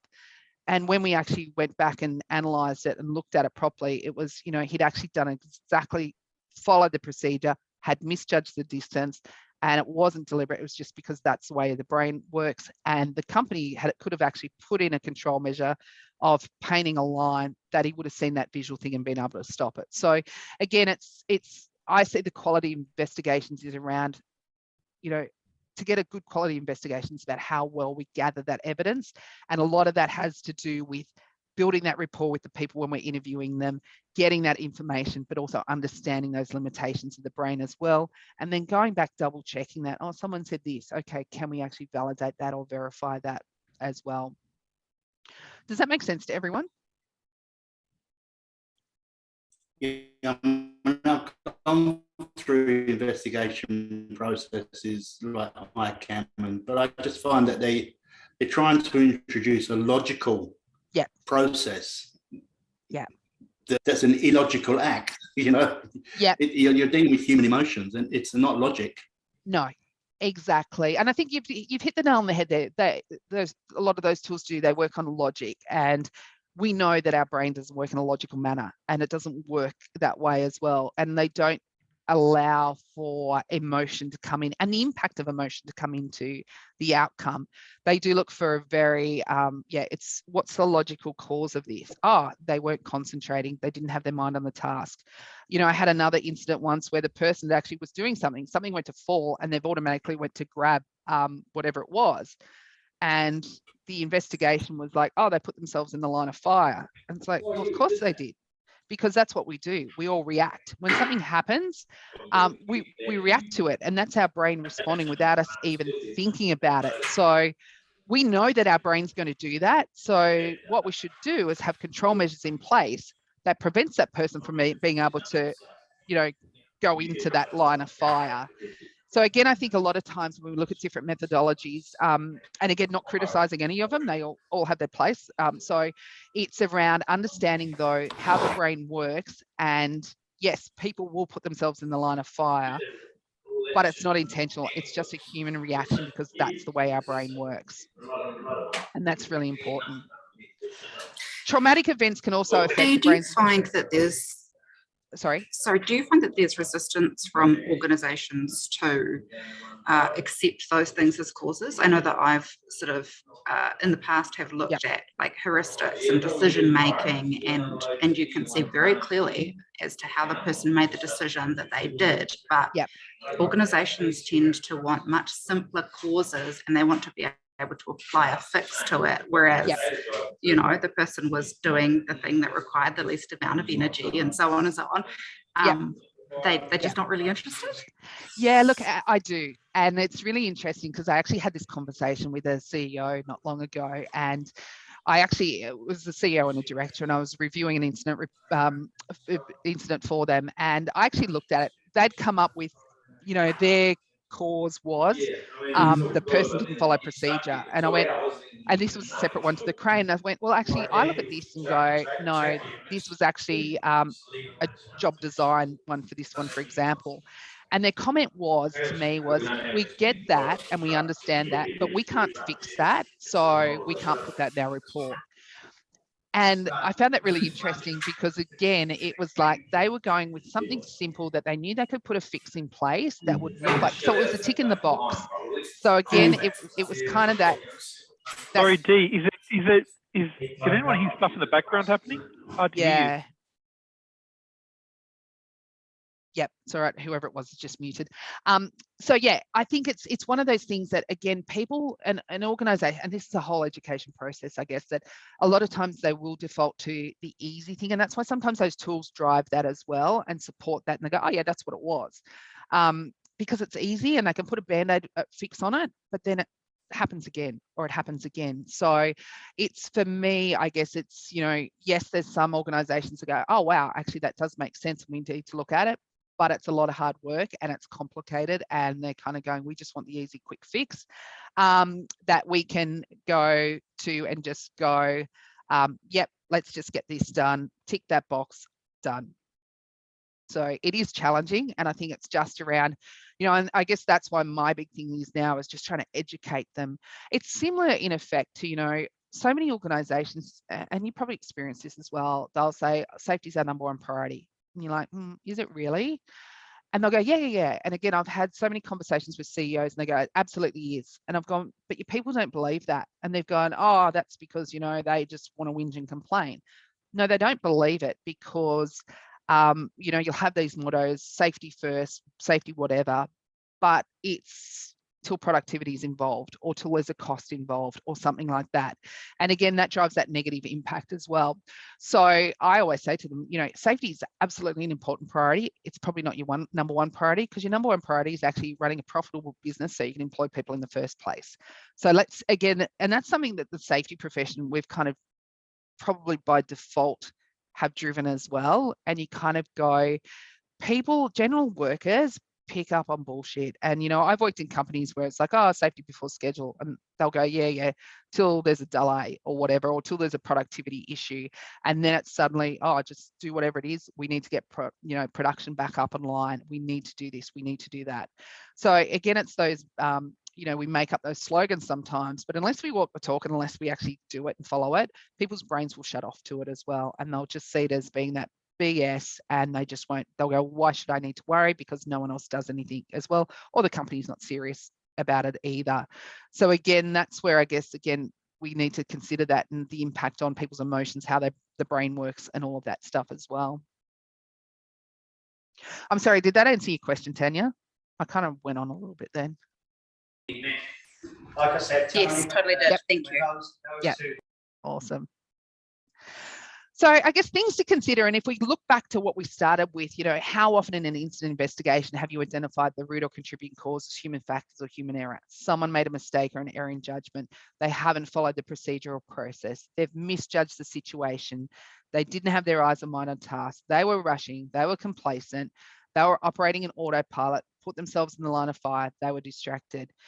If you now knowing what you know, and again, this has just been a really abbreviated session, I guess, so, you know, there's so much more that you can learn around this, but now even knowing what you've learned in this session, do you think you'd look at things differently if previously you had made those decisions on any of your investigations? And go back and look at some of your investigations as well that you've done is probably a really helpful thing to do after this session. Go back and have a look at some of them and see if there is something you missed or something you could have dug in deeper. Because again, the way that we learn a lot of times better is going back. You don't know what you don't know. And so now that you know how the human brain works and you know some of the limitations of it, would you have made a different call on that investigation? So, you know, go back, have a look at them. And again, good opportunity too is to, you know, talk to someone else about it as well. So, and ask them what they think. This is again why it's so important to have, you know, a couple of people doing an investigation or someone else that you know of that you can ring up and go, hey, and I'm quite happy anytime. If anyone's doing an investigation and not sure, give me a call. I'm happy to talk through it with you as well and kind of can go, okay, well, what about this? Or what about, have you thought about this, or dig into this a little bit deeper as well. But can anyone just think now offhand of anything that you might have changed, or if you've done a recent investigation, or even if you haven't done an investigation, just safety in general?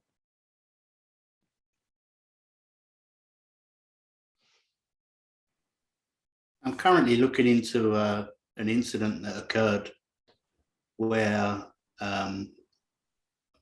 one of a person was spearfishing and freediving in the Bay of Plenty. Mm-hmm. And there were two of them. And whilst they were spearfishing and doing what they were doing, they encountered a great white. So although, and the words of the individual was, the shark wasn't aggressive and he was swimming quite happily. Nothing happened, but they waited till the shark went away. Then they went up. Then they got to their float. That's when they put on their shark protection, so the electromagnetic device. So they put it on then. Yeah. The boat was over 300 meters away and didn't know where they were. And yet the equipment that they put on after the event was their own. Yeah.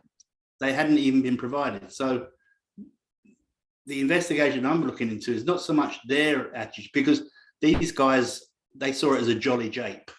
Yeah. You know, And that goes to that everyone's perception of risk. Like we're listening to it, and I don't know about anyone else, but I'm sitting here going, oh shit, like I would have been out of there that quick, or not known how to react if a shark was there.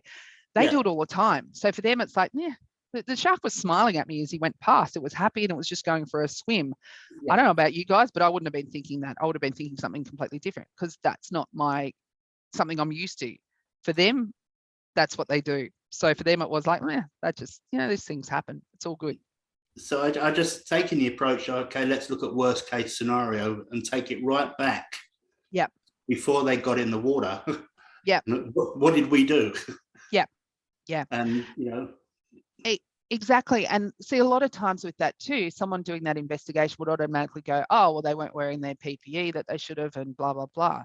But they weren't wearing it because, well, A, it was their own equipment, they hadn't been provided. So that could be potentially something. But B, again, they didn't see it as being a risk. So, unless someone else is going, hey guys, do you think you need to put on your, shark protectant gear or whatever it is, they're not even going to think about that till they've had that oh shit moment, and they've gone, maybe we should have put that on. So it's going back, looking at those things as well. And again, I think default is a lot of times people would have just went, oh, well, they should have had their PPE on. Why didn't they do that? They haven't followed procedure or something like that. So again, it's easy for us to default into that. Yeah, I mean, the question would be, is there a procedure? Yeah. Were they made aware of the procedure? Had we identified the hazards? Have we controlled the risks? And is there a process that these guys are informed of? So, if they're wearing a shark shield, that is effective against shark attack. Yeah. Yeah. The issue is wearing it is sometimes the diver may get a bit of a zap. Yeah.